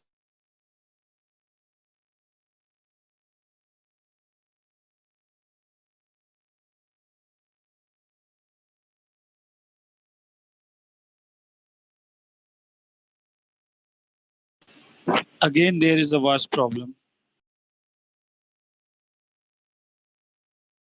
by the rough mountains Yes. also have the spirit and embrace the hardships of Madam, turn off your videos so that audio can be heard. Okay. life with the Yes. Please turn off your videos. Okay. Are you telling me, sir, to turn off the video? Yeah. Turn off the Okay, video, I've stopped then the video. voice will be audible. Okay. Yes. Now go on speaking. I've turned off the video now. Is it better? Hello? Yes, it is better. Now you go on. Okay. Proceed. Let us take a look. Can you hear me? Hello? Yes, ma'am. Yes, we can. Okay, go on, ma'am. Okay, fine, sir. Now let us take at the overview of Kumar.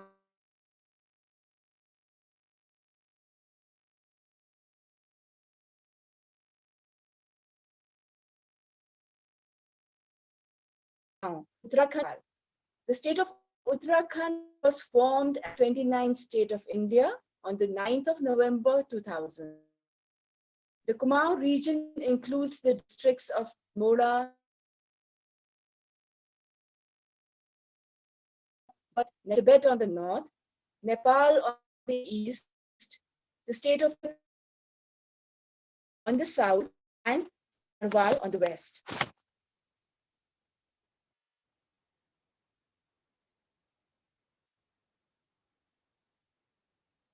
I'll just show you the political map of Uttarakhand. You can see it clearly here that on the north we have Tibet, on the west we have Garhwal, towards the south we have the state of Uttar Pradesh, and towards the east we have Nepal. Now we've already taken a brief overview of the political map of Uttarakhand. Now let us see how the people's poet Girda sees his homeland of Kumaon in his imagination. Girda says, Mer Singhar Hugh Himalay, Mer Bagal Kali ki Kalkal, Mer Nashan mein Dev Ganga, Mer Hashan mein Motiyon ki Kalkal. These lines of Girda, as translated into English, mean, I'm cradled by the snowy Himalayas. Next to me gurgles the mighty Kali. The mighty Dev Ganga courses through my veins, and in my laughter echo the pearls of the waters. So these feelings of Girda find an echo in the hearts of all the Kumaonis. Now, because we would be examining Kumaoni songs through folk media and folk literature, let us briefly examine these terms. Coming to folk media mainly refers to the traditional tools of communication, such as folk music.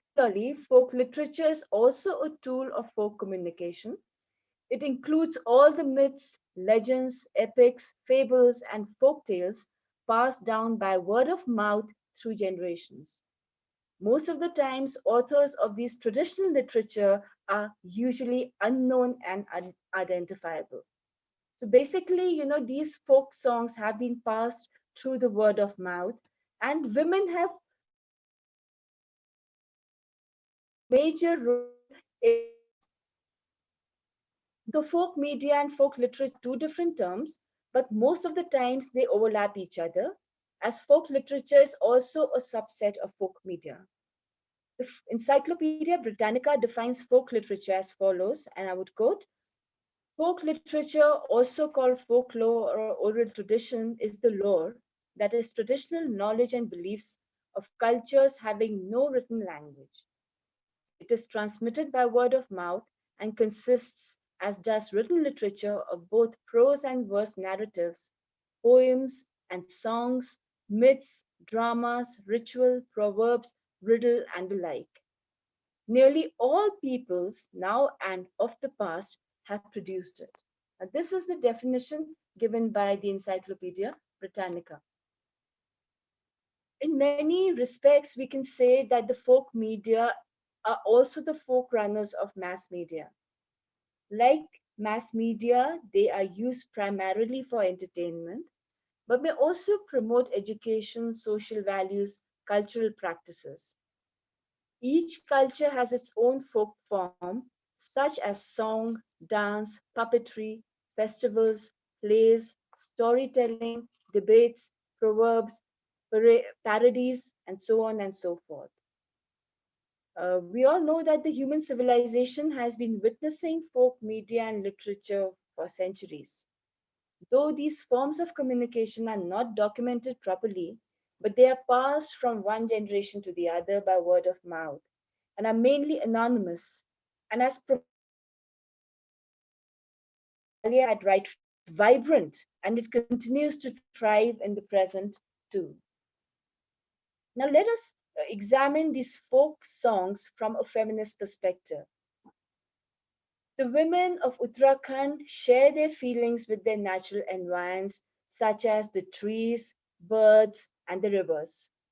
What sustains them through their daily ordeals are the natural forces around them, like the jungles, the mountains, and the rivers, which over the course of time become their friends and also their silent teachers, because it is their natural environs that teach them the lessons of persistence and patience.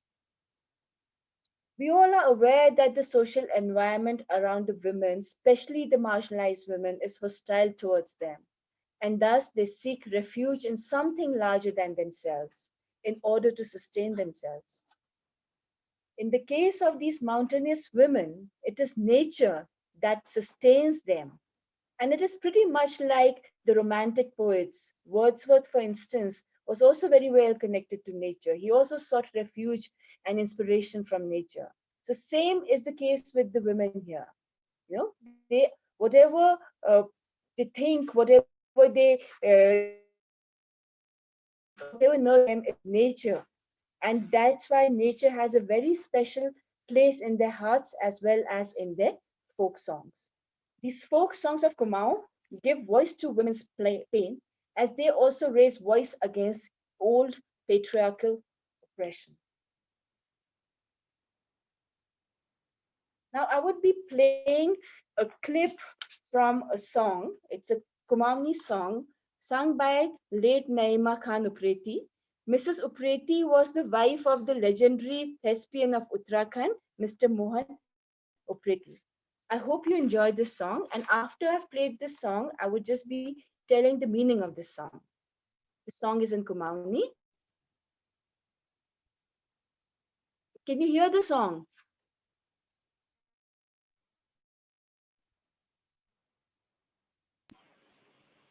No, no, we can't. Okay, I'll try again.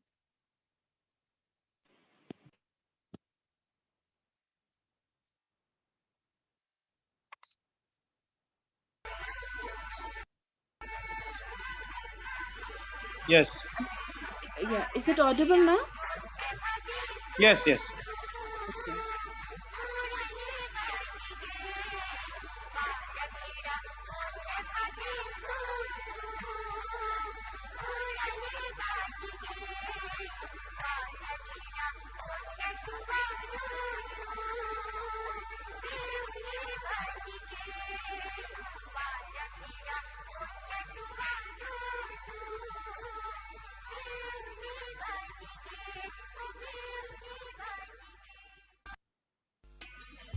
यह आवाज़ उस महिला की है जिसने उत्तराखंडी लोक संगीत और लोक नाट्य को पहाड़ के घाटे बाटों से निकालकर विश्व पटल पर पहुंचाने में अहम भूमिका निभाई है। आज जब आप भीडू पाको बारोमासा और लाली होसिया जैसे गीत गुनगुनाते हैं तो इन गीतों को भी आप तक पहुंचाने में इनकी अहम भूमिका रही है। इनका नाम है नईमा खान उप्रेती। जी हाँ, नईमा खान उप्रेती। आगे इस वीडियो में हम आपको बता रहे हैं कि कैसे एक मुस्लिम परिवार में पली बड़ी नईमा खान उप्रेती बनी और हम क्यों कह रहे हैं कि उन्होंने उत्तराखंड लोक संगीत व लोक नाट्य को विश्व पटल पर पहुंचाया है। अल्मोड़ा के कारखाना Okay. Now, I hope you were able to relish this song. And this song reflects a woman's longing for love as she expresses her love very precisely in a patriarchal society, which otherwise was generally not acceptable for a woman. The Kumaoni locale and the birds also come into play in this song. Well, as I already told you earlier, Mrs. Naima Khan was the wife of late Mohan Upreti ji. Mohan Upreti ji was a legendary thespian of Uttarakhand, and both Naima Khan ji and Mohan Upreti ji were progressive duo of the post-independence India. They were instrumental in introducing and popularizing Kumaoni folk songs and theatre all over the world. They also fought for the rights of Dalits, the minority community, women, and other marginalized sections of society. This song also shows the pain of migration from hills and the loneliness of village women. Now let us come to the categorization of these folk songs of Uttarakhand. Professor Shesh Singh Bishji is a renowned folklorist and an academician from Uttarakhand. Professor Bisht has identified some of the folk songs which are directly related to women and ecology of the region. Professor Bisht categorizes the folk songs of Uttarakhand as follows. He categorized the folk songs of Uttarakhand into the Ritu Geet, which means the season Geet, and the season songs, and the Krishi Geet, the agricultural songs. Now these Ritu Geets and Krishi songs are mainly related to the environment. Besides this, Professor Bisht also categorized Kumaoni folk songs on the basis of their singing style, like we have the Neoli, the Bangol, and the Jor. All these are folk songs which mainly express deep and intense emotions. And similarly, we have the Jhora, the Chachri, and the Chapeli, which are songs which are sung along with dance. First and foremost, I would be taking up the Neoli. Now, what is Neoli? Neoli is a melodious, melancholic song of lamentation, which is sung intensely and makes use of controlled and extended vibratos. The central theme of Neolis not only range from the dejection experienced by the abandoned land and the women folk as a result of migration of the men folk, but also reflect other ordeals faced by both the forsaken land and women. Now, very quickly, I would like to play a Neoli. I hope you enjoy it.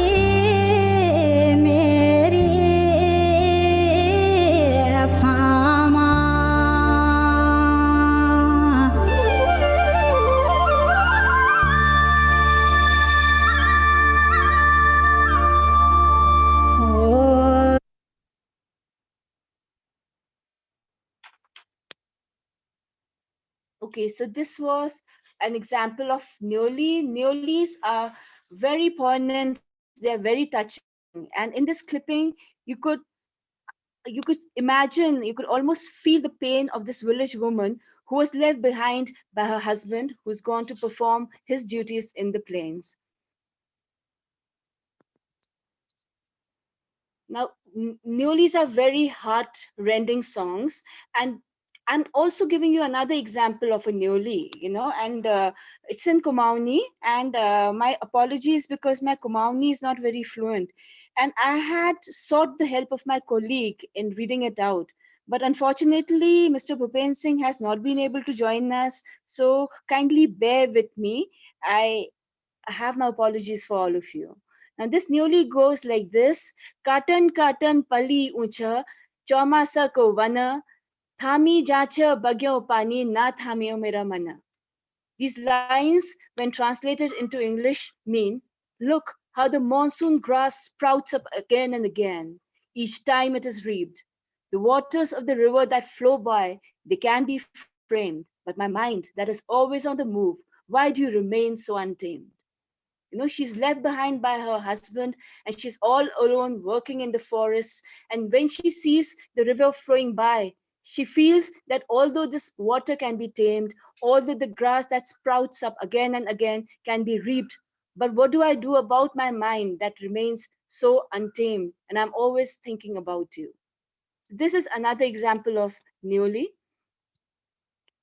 As mentioned earlier, Kumaon is a region where migration due to geographical and developmental reasons has taken a toll on the lives of the elders and the women folk who are left behind in these abandoned villages.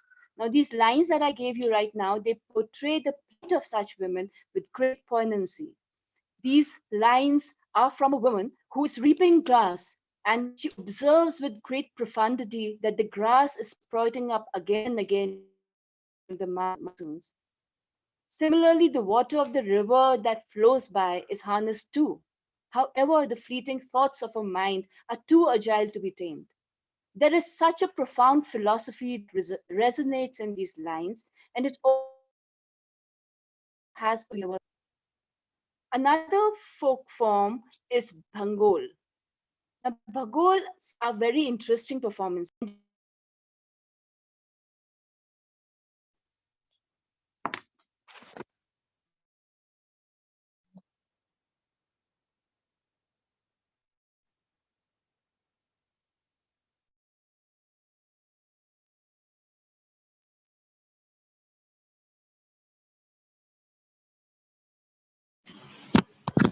Ma'am, you have muted yourself.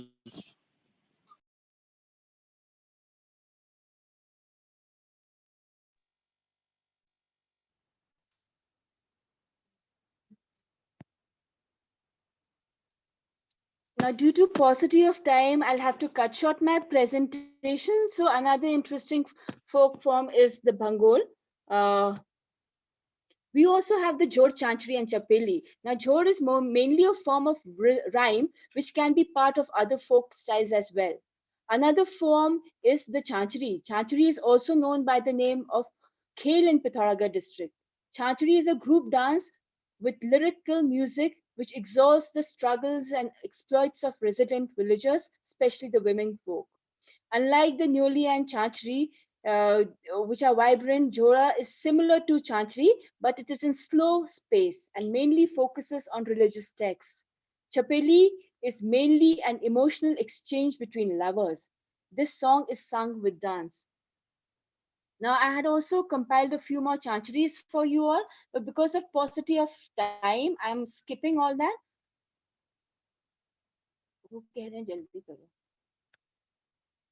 Okay, so I finally skip all my slides because of paucity of time, and I finally come to this last clip. This is something which I simply cannot escape because it is by the legendary Kabutri Devi. As I've already mentioned that the life of Kumaoni Hill folks is full of hardships, not only because of the mountainous terrain, but because of the hostile state policies. Consequently, the migration from the hills is quite evident. The legendary Kumaoni folk singer Kabutri Devi has popularized and the following song which poignantly reflects the plight and migration. And it's in her melodious voice, so that's why I would definitely be compelled to play it. Please take a listen and enjoy this clipping.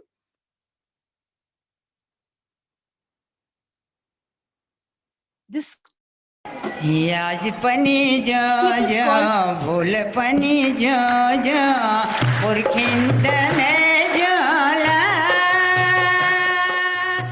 Station सम्मा उदय दे मालय पछलो बीराना हुए जोला आज पनी जो जो भूल पनी जो जो पुरखिंदन जोला स्टेशन सम्मा उदय दे मालय पछलो बीराना हुए जोला आज पनी जो जो भूल पनी जो जो पुरखिंदन जोला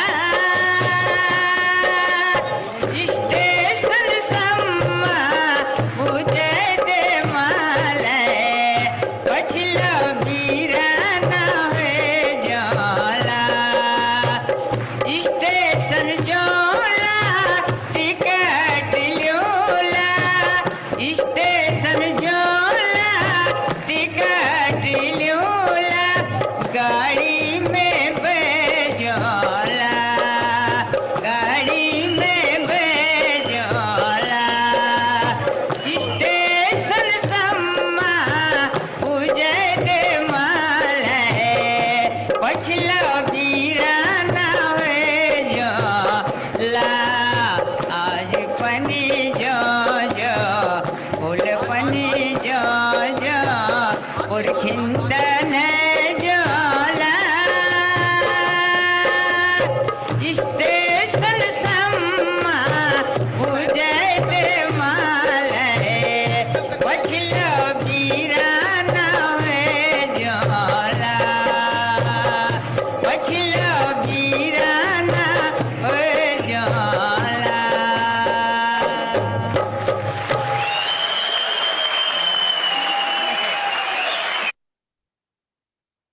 now briefly, I would like to give the translation in English.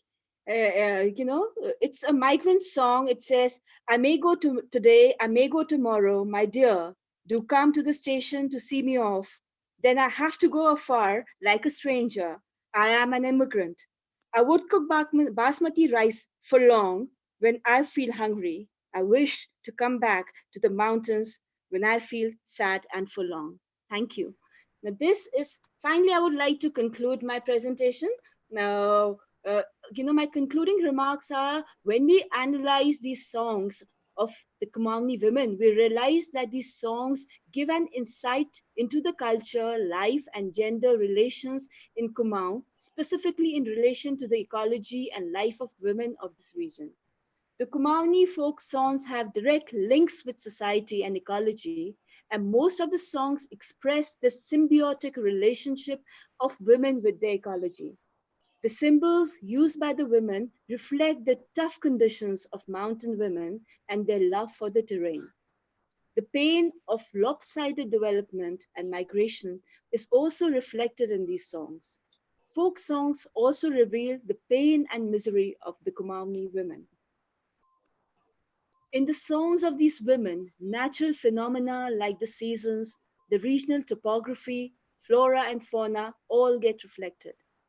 The folk songs provide many narratives where women take care of the environment and their labor depicts harmony with nature.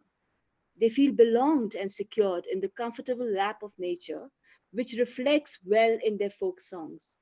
The women follow the customary rules of the community, which teach them how to save their forests, their rivers, and their lands. They don't consider these gifts as natural resources, but as natural endowments. Folk media and literature also reveals that though the Kumaoni women are strong agents of production, but due to the limitations of developmental models and gender biases in the society, their labor and contribution goes unnoticed. As a result, it brings much pain and anguish in their lives. It is worth pondering that although the emotions of these women represented in the folk songs might be highly aesthetic and of ecological importance, yet the women of the Kumau Hills still have to traverse a long journey towards emancipation. Thank you, one and all, for your patient listening. I would, in the end, again like to express my deep sense of gratitude to Professor Sharma, Principal and Chairman of this webinar, Professor H.C. Hajela and his team for giving me this opportunity to present the fecund folk culture of Uttarakhand in front of such an august audience. Thank you, one and all.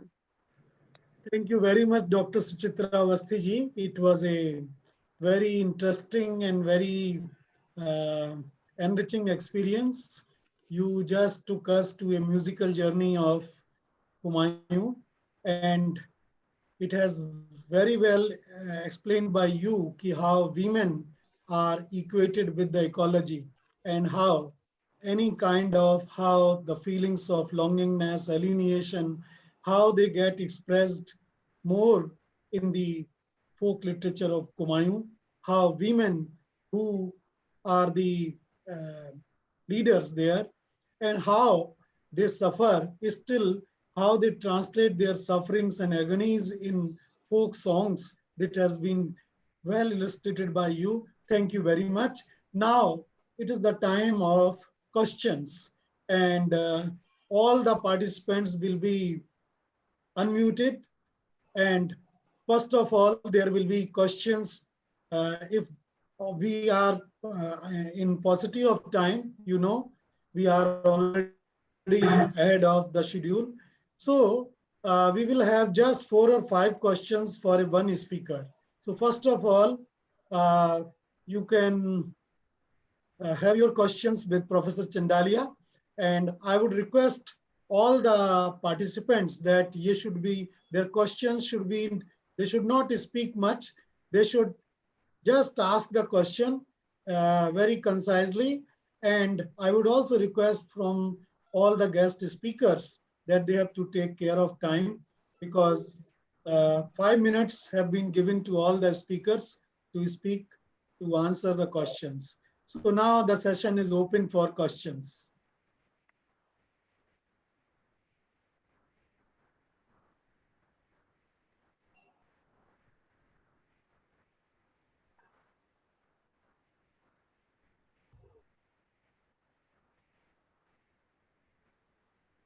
Dr. Naveen K. Mehta from Sachi University, Bhopal is asking this question to Professor Chandalia.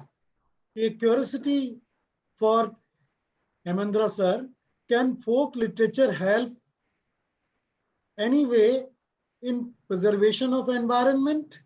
Can folk literature be analyzed by the tools of eco-criticism? This is one question. I think that let there be 4 or 5 questions, and then Professor Chandalia will give answers to them. Yes, another question.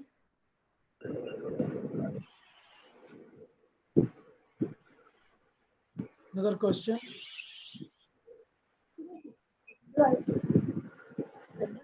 Hello. Yes. Sir? Yes. Dr. Chandalia would like to speak. Professor Chandalia. Yes. Am I audible to you? Professor Chandalia. Hello. Yes, sir. Hello. Yes, sir. Hello. There is a question for you. Yeah. Can folk literature help in any way preservation of environment? Can folk literature be analyzed by the tools of eco-criticism? This is a question by Dr. Naveen K. Mehta from Sachi University, Bhopal. Okay. Thank you, Dr. Naveen. Glad to listen your voice and see the question. In fact, folk literature is very integrally related to the issues of environment. And in fact, if you take out folk literature, there cannot be a study on eco-criticism. Eco-criticism can be properly used only in the context of folk literature. I'll give you just one example. In Rajasthani, there is a whole book called Rook Satsai. Rook is a tree in English, and Satsai is a form of verse. So there is a whole book devoted to the description of importance of trees in human life. So there are many such examples, particularly in Rajasthan, where folk literature is full of such examples, narratives, poems, songs, which can be studied in the context of eco-criticism.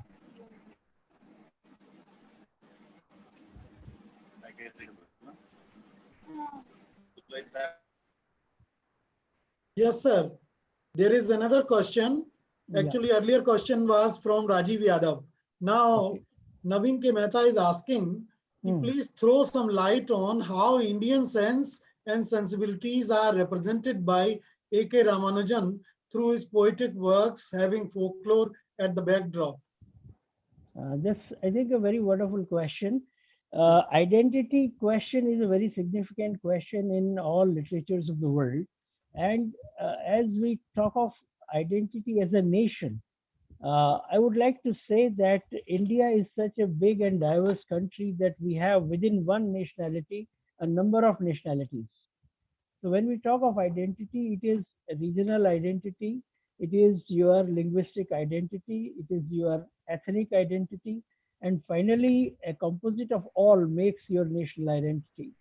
So as you understand and analyze folk literature, it gives you these various aspects of identity, and a composite of all makes you understand how diverse but at the same time united Indian citizenship is in terms of identity.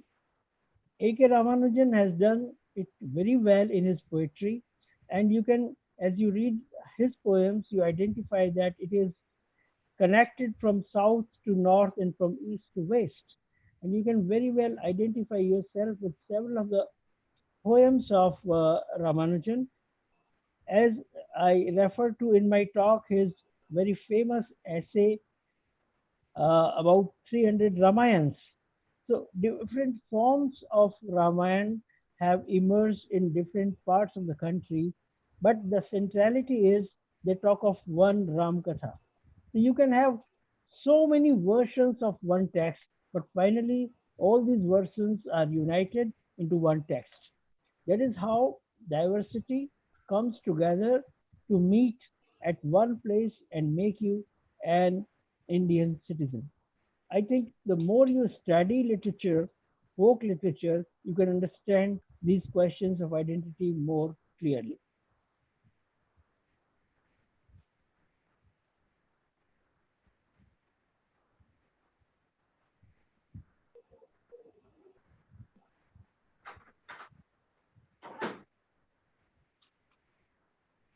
Sir, move to the next question, please.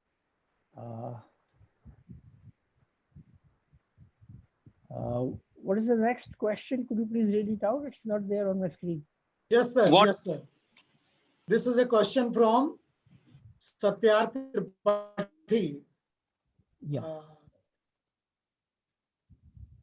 Yes, the question is from Professor Yogeshwar. What is the relevance of folk literature in order to understand the present scenario of society? See, as I said in my presentation, folk is not something which is old and dried up. It is a vibrant form of literature, which is a living literature, and you can see it around you. The contemporary folk, the kind of literature which is being written now, represents our society which exists in the present form. The song that we played at the end of my presentation gives you a very realistic portrait of what is happening now in this country. Therefore, I think folk literature is very significant in reflection of present scenario. Secondly, most literature is symbolic. So you have similes, metaphors, you have so many different ways of coding different experiences, and you can see a continuity in human experience from the past to the present. That in itself is a very significant form of understanding. So my submission is, whether you talk of medieval folk literature, you talk of modern folk literature, or you talk of folk literature of today, I think you can certainly understand your own time and your society better with the help of these different forms of literature, whether it is, and I can give you one example, you know, you read Girish Karnad's play Tughlaq, and you understand how the element of folk or his play Hayavadan, these plays written now available in English show the use of folk motifs, and they represent what the present day Indian society is. So understanding literature in the present context is possible with the help of different folk narratives. There is another question by Vandana Pathak. She is asking, can folk literature be analyzed from point of view of women's studies? Certainly, I think there are a number of folk narratives. As in the last session, Professor Avasthi talked about Kumauni folk songs, and she analyzed all these songs from a feminist perspective. Other states also, other regions also have different compositions in folk literature which talk about the status of women, which talk about their sufferings, their pain, and how their unity and their united struggle can help in their emancipation. Such songs are available in a number of languages. I can give just one example from Rajasthan, where you have uh, among the Bheels a long dramatic composition called Gauri, which is a dance drama presentation that continues for nearly 40 days. And you can see there a number of episodes in which the suffering of women, particularly in the agrarian society, are reflected very prominently.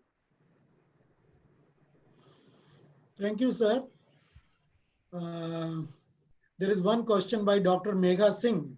She is asking, how can study and research on Indian folk literature help to change the suffering psyche of people in post-COVID condition in India? I think that's really wonderful. Uh, Folk literature is basically literature which can easily be enjoyed by all people. Secondly, this can also be used for educating people. There are a number of dramatic forms which can be used for uh, spreading the message of the new normal which we have been talking about in the media, and they can be communicated to the masses through dramatic performances, through songs, and these songs can be utilized for educating the masses, particularly those who are not into the mainstream literate society. So, but the courage that is required is we need to go to the masses. I said in my presentation also that no folk study is possible sitting in drawing rooms or in libraries. You have to go and merge and mingle with the masses. So there you learn different ways how to make use of that cultural material for solving your present problems. There cannot be a ready-made solution. And I do not think any expert anywhere, whether he's in a university or in some research institute, can give you a ready-made solution. Once you go out to the people, mingle with the masses, there you can evolve your own forms of expression which can help people come out of this pandemic crisis. Sir, some questions from Chandramouli ji. Sir, some Ah, questions yes. from Professor Chandramouli also. Yeah, thank you so much, Yes, sir. Thank yes. you. Now I am inviting questions for Professor Chandramouli. Wonderful, sir. Yes. Any question? Please raise hand if you want to ask anything from Professor Chandramouli. Yes, please. Mamta Srivastav is asking, Yes. do you think South folk is more related to Indian mythology? Folk literature of any country is related to the mythology of its own. So we can't make north, south or anything. It relates to Indian mythology. It relates to Indian heritage, cultural past. Yes, sir. It's Any more, other question? no, more related in the sense, uh, there is a point I'm able to see here. In southern India, particularly in Telugu speaking areas, worship of Narasimha, Lord Narasimha is there. Temples of Lord Narasimha are located on the hilltops or on the peaks of a mountain, never on the ground level. It's seen mostly in Telugu speaking areas and a part of Tamil Nadu, maybe a little of Karnataka. In North, I haven't come across much of evidence about worshipping Lord Narasimha. So Lord Narasimha and Chinchu, that lady, tribal lady, with whom he falls in love after killing Hiranyakashipu, according to the legend, it has become a part of folklore. The conversation between the Chenchu Lakshmi, Chenchu tribal girl, and the Lord Narasimha is sung or is put in the form of a question and answer, all that. So that's in a way, you are right, perhaps. Though I say that it is pan-Indian, this is one specific area where I believe it is confined to Telugu speaking areas, even in South India. Thank you, sir. Thank you, sir. There is another question from South. Yes, Thirunarai Lakshmi Kanthan is asking, Yes. how far Southern folk helped the people during the period of colonization? Folk literature. What was the role in folk? Yes, at the time of colonization. Yes. Yes. During the period of colonization, the colonizer tried to collect folk literature and interpret it to his advantage. Coming to India and from our scene, I mean, Indians, what should we say, location, how we are situated. Indians made use of these folk forms, art forms rather, folk performance rather, to drive home to the rural people and not so educated people, colonizer, the need to be independent. So that way it did help. It did help. And also, I should tell you, now that they have gone, people in the guise of these folk performers moved from one place to another place to escape arrest also, political arrests. That also happened.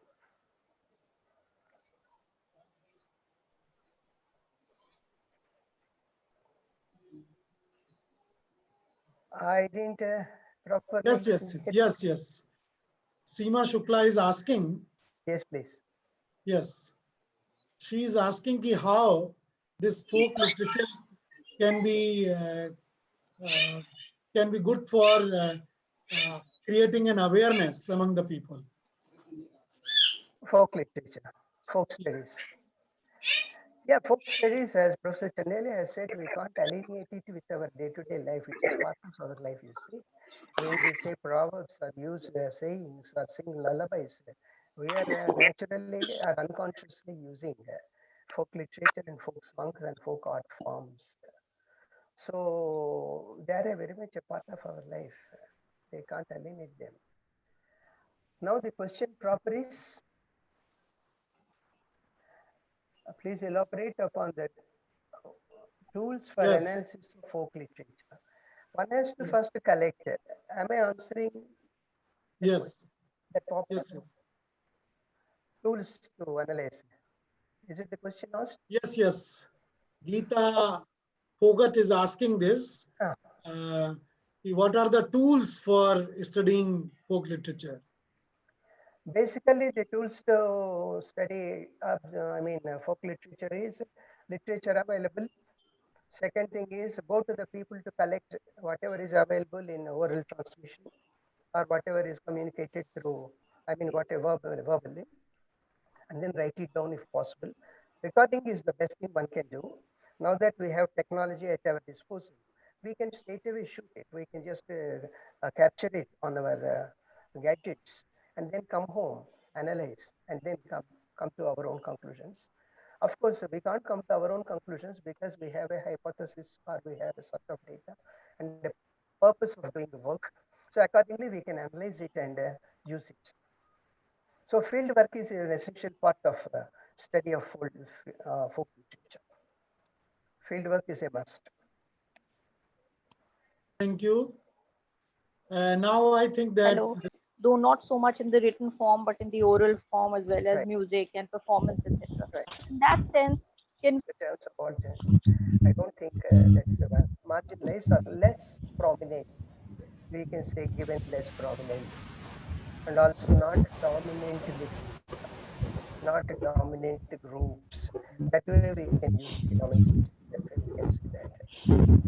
Well, if you want to focus on subaltern and you call it subaltern, well, you are at liberty. But I prefer to make it a part of the study of anthropology. Anthropological, it is more anthropological investigation. So that way we need to approach it. Not merely linguistic, not merely linguistic. It has more to do with anthropology. As you know, anthropology deals with culture, and culture is all encompassing. It includes language as well as literature. So let us say that anthropological angle has to be adopted or to be emphasized. Thank you, sir. Thank you, sir, for giving labels so like many questions. identity, feminism, etc., etc. All terms popped up or tossed up by post-colonial scenario. Better we approach it in the proper perspective. It is anthropological study only. Let us go that way and say that let us not use the terms subaltern. Why should you give a tag? If you want, you can give. That's all. Thank you, Chandramali, sir. Essentially study of human condition and human background, human literature, human position today. Thank you, sir. Thank you, sir.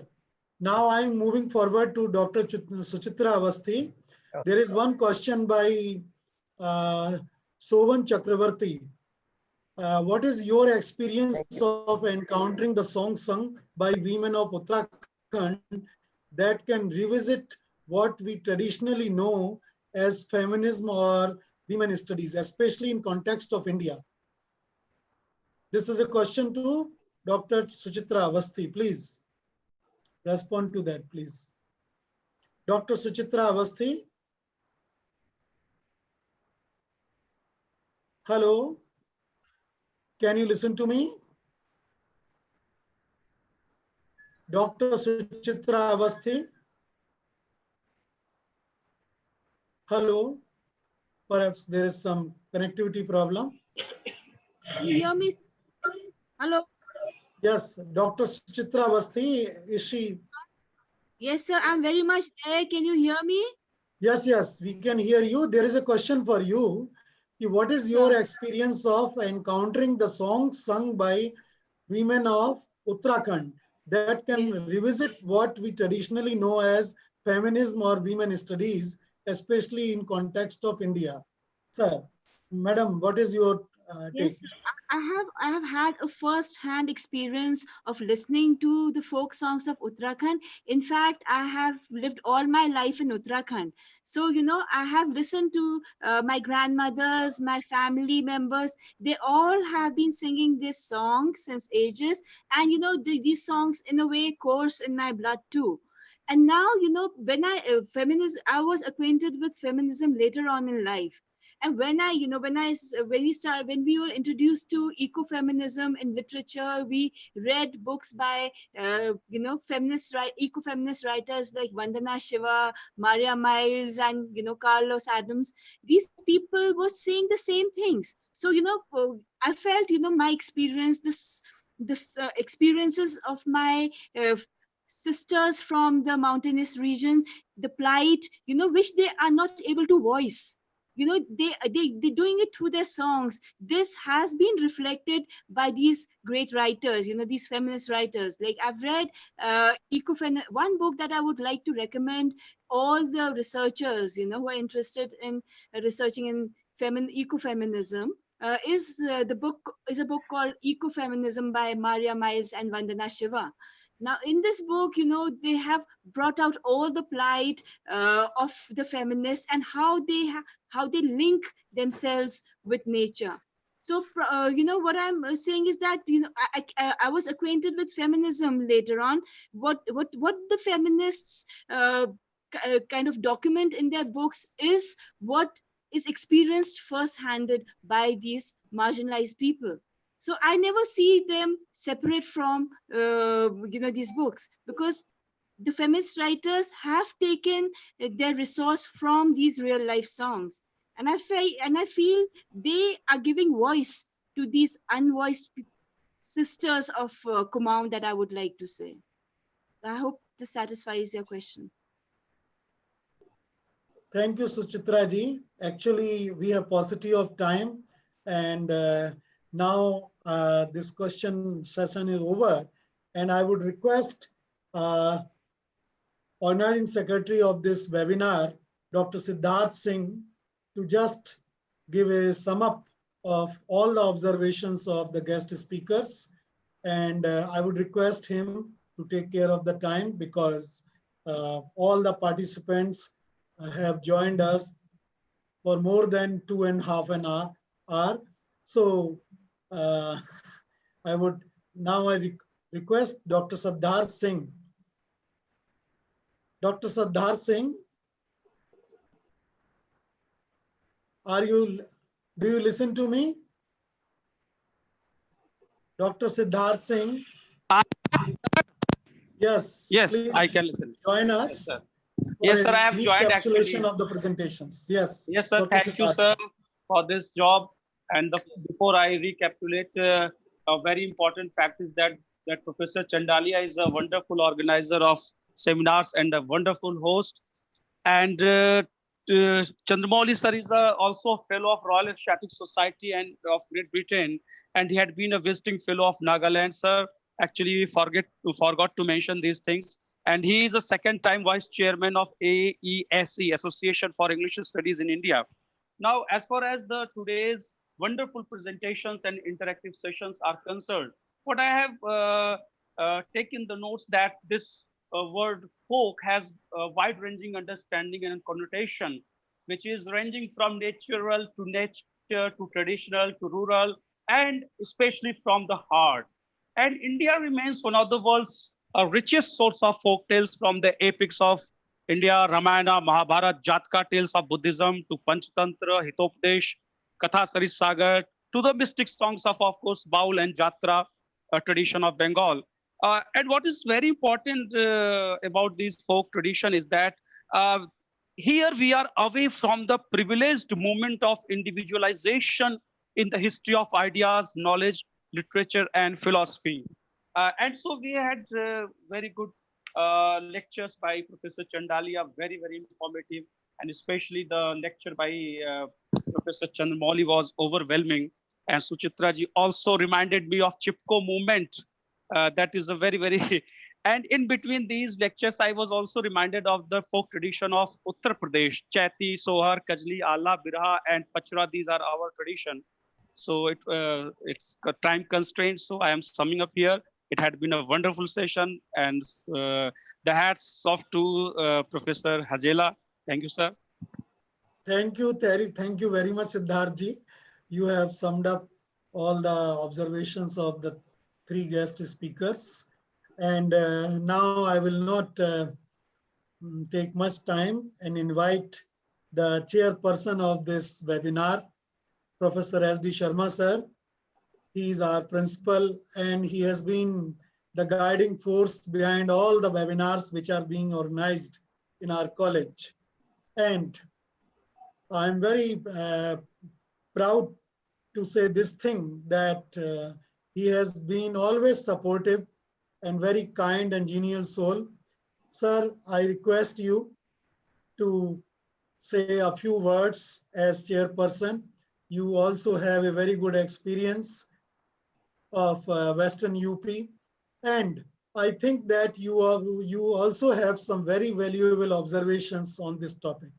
Sir, you may like to speak in any language you like. You may either speak in Hindi or in English. It is your choice. Welcome you again, and this mic is over to you, sir. Professor S.D. Sharma, sir, the principal of my college. Thank Sir. you, Dr. S.C. Hajela. After long waiting, got a chance to deliberate on a very special theme. We are listening all the experts and from last 2.5 hours, more than that, I think. Very rightly said, India is spread over in 29 states and 7 union territories, having 22 languages, including 2 official languages. Very rightly said by Professor Chandalia, कि कोस कोस पे पानी बदले 8 कोस पे वाणी. It means the folk are the voice of people. Indian folk literature has traditionally been a rich depository of beliefs, custom, knowledge of a diverse culture of people throughout the land, transmitted orally or by observation.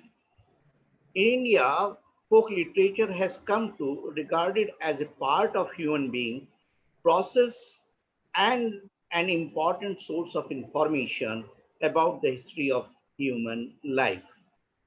In fact, the stories, dances, and songs based on realities and our culture inspired us to know the culture and behavioral aspect of area such as Nautanki, Rash Leela, Ala of Uttar Pradesh should be known to every individual of the state and we should admire too.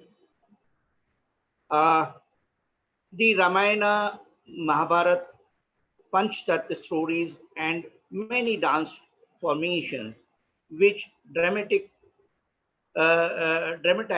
on the various occasions throughout the country and abroad like Ramayana in Indonesia are the good example of our folk literature. But most of the famous folk are not recorded or documented, or only some of them are recorded or documented. Through all are the important part of the, though they are the important part of our history too. Uh, all the experts have mentioned many names of folklorists, those contributed to popularize the Indian folk and various folk of Rajasthan, Kashmir, the Uttar Pradesh, West Bengal, the Kerala, Karnataka, Odisha, MP, and other part of cities of the countries. On various occasions, the fair and festival are organized and people gathered over there to celebrate with the help of these folks.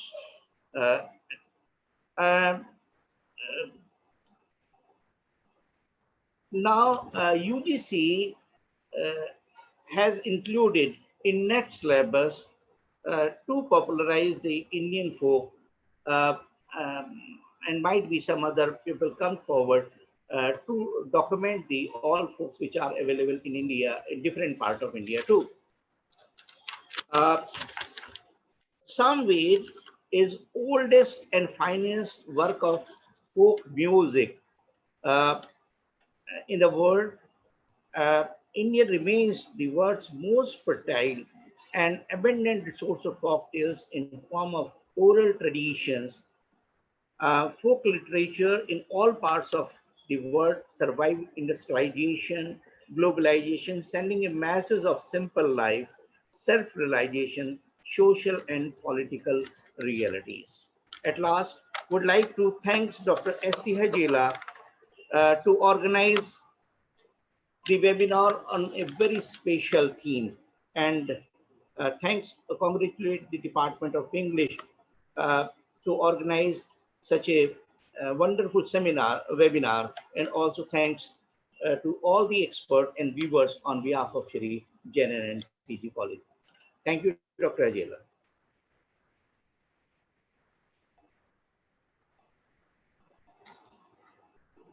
Thank you very much, sir.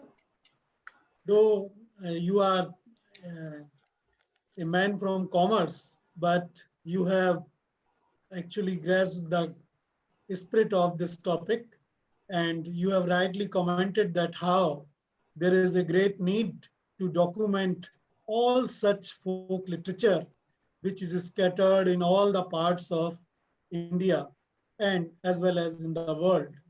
And there is a great need that some research should be done on it. And in some universities, IGNU has also introduced it. There is a paper on folklores. There is a diploma is also on folk literature.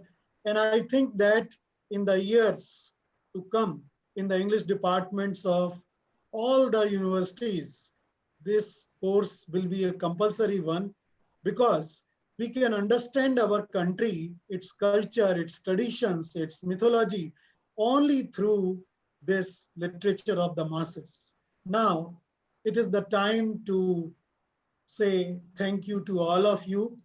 First of all, I would express my extreme immense gratitude towards the chairperson of this seminar, Professor S.D. Sharma sir, who has always been very helpful, cooperative, considerate towards us, and who is all the time encouraging us to organize such kind of seminars. Had he not enthused us, had he not provoked us to organize such kind of seminar, I think that the fraternity of English teachers all over the country would have been deprived of listening to these distinguished speakers. I am extremely grateful to Professor Chandalia, who is a very busy man, most of the time conducting seminars or conferences. And he is also a great social activist in these days of Corona, when number of lakhs of farmers and laborers have become homeless. They are hungry, they are walking on roads to reach their homes. Persons like him are working for them, helping them out. Sir, I am extremely grateful to you because you spared time. You agreed so easily, and you have surely enlightened all of us. Professor Chandramouli is a very senior academician. More than 50 seminars outside India have been either organized by him, he has been chairperson of the sessions, and though he retired long back, he just took BRS, and he has devoted himself writing poetry, translating literature, and attending seminars and conferences. Sir, it has been a privilege of Narain PG College, the Department of English, and whole of this English fraternity of teachers that you spared some time. Had you not participated in this seminar, the southern part would have been undiscussed. It would have left undiscussed. Sir, you represented whole of South. There were a very overwhelming response. I was just watching the list, how people were appreciating you, and they have joined us to listen to you. Sir, thank you very much for sparing your valuable time. I am also very much thankful to Dr. Suchitra Avasthi, though She is not as senior as Professor Chandalia or Chandramouli ji are, but she spoke about a point about women who have always been segregated or who have always been denigrated. They have been put to suppression in most of the societies. How they turn their agonies and pains into lores or into songs, and how they lead a very important role in societies. This is very much expressed in Kumayuni songs and lyrics. Thank you very much, Dr. Suchitra Avasthi. I also thank Dr. Bhupen Singh, who couldn't join us, but he has been very instrumental in preparing the presentation. That was a joint presentation by Dr. Bhupen Singh and Dr. Suchitra Avasthi. Please convey my thanks and gratitude to him also. I am also very much grateful to all my colleagues in the college, in my department or in other departments. They have joined us and they have stayed with us to listen to these distinguished guests for more than 2.5 hours. This is unprecedented. More than 350 participants were joining us on Zoom, and more than 100 were on YouTube. So this has been a tremendous success, and I can say that they have all appreciated whatever was spoken in this webinar. I am also very much thankful to all the delegates. There are delegates from almost all the parts of India, right from Kashmir to the deep south. And this has been a very overwhelming response by the delegates. I hope that in future also, if now we have a list of more than 1,084 participants who registered for this seminar. And it is a wonderful experience. I also wish to thank my research students and all the students of the college and outside Lucknow who have joined us either on YouTube or on this Zoom room. I'm very much thankful to all of you, sir. I am especially thankful to Dr. Vijay Raj Srivastav, who managed all the things, who was working for 2 or 3 days restlessly. And I'm also thankful to my daughter, Dr. Miss Harshita Hajela. Actually, she is a web designer and she has also helped me a lot. Otherwise, I am not so technical savvy. So thank you, all of you, to join me and to make this seminar a successful one. I am very hopeful that in future also, I will be getting your best wishes and your active participation and your blessings. Thank you very much, one and all. I am very much grateful. I express my gratitude to one and all, and thank you, everybody. Thank you very much. Sir, as chairman, just give me permission to close this webinar. Thank you, sir. Thank you. So you can share your feedback. One link has been given. So on this link, on Zoom group chat, you have the links. You can send your feedback.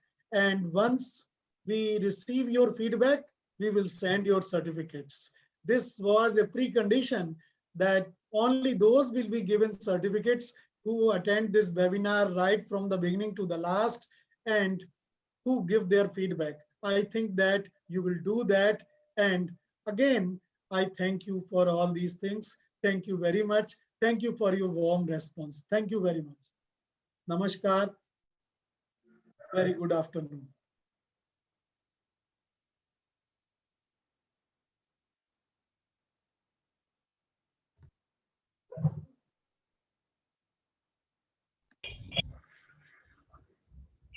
Harshita, please make me host, please.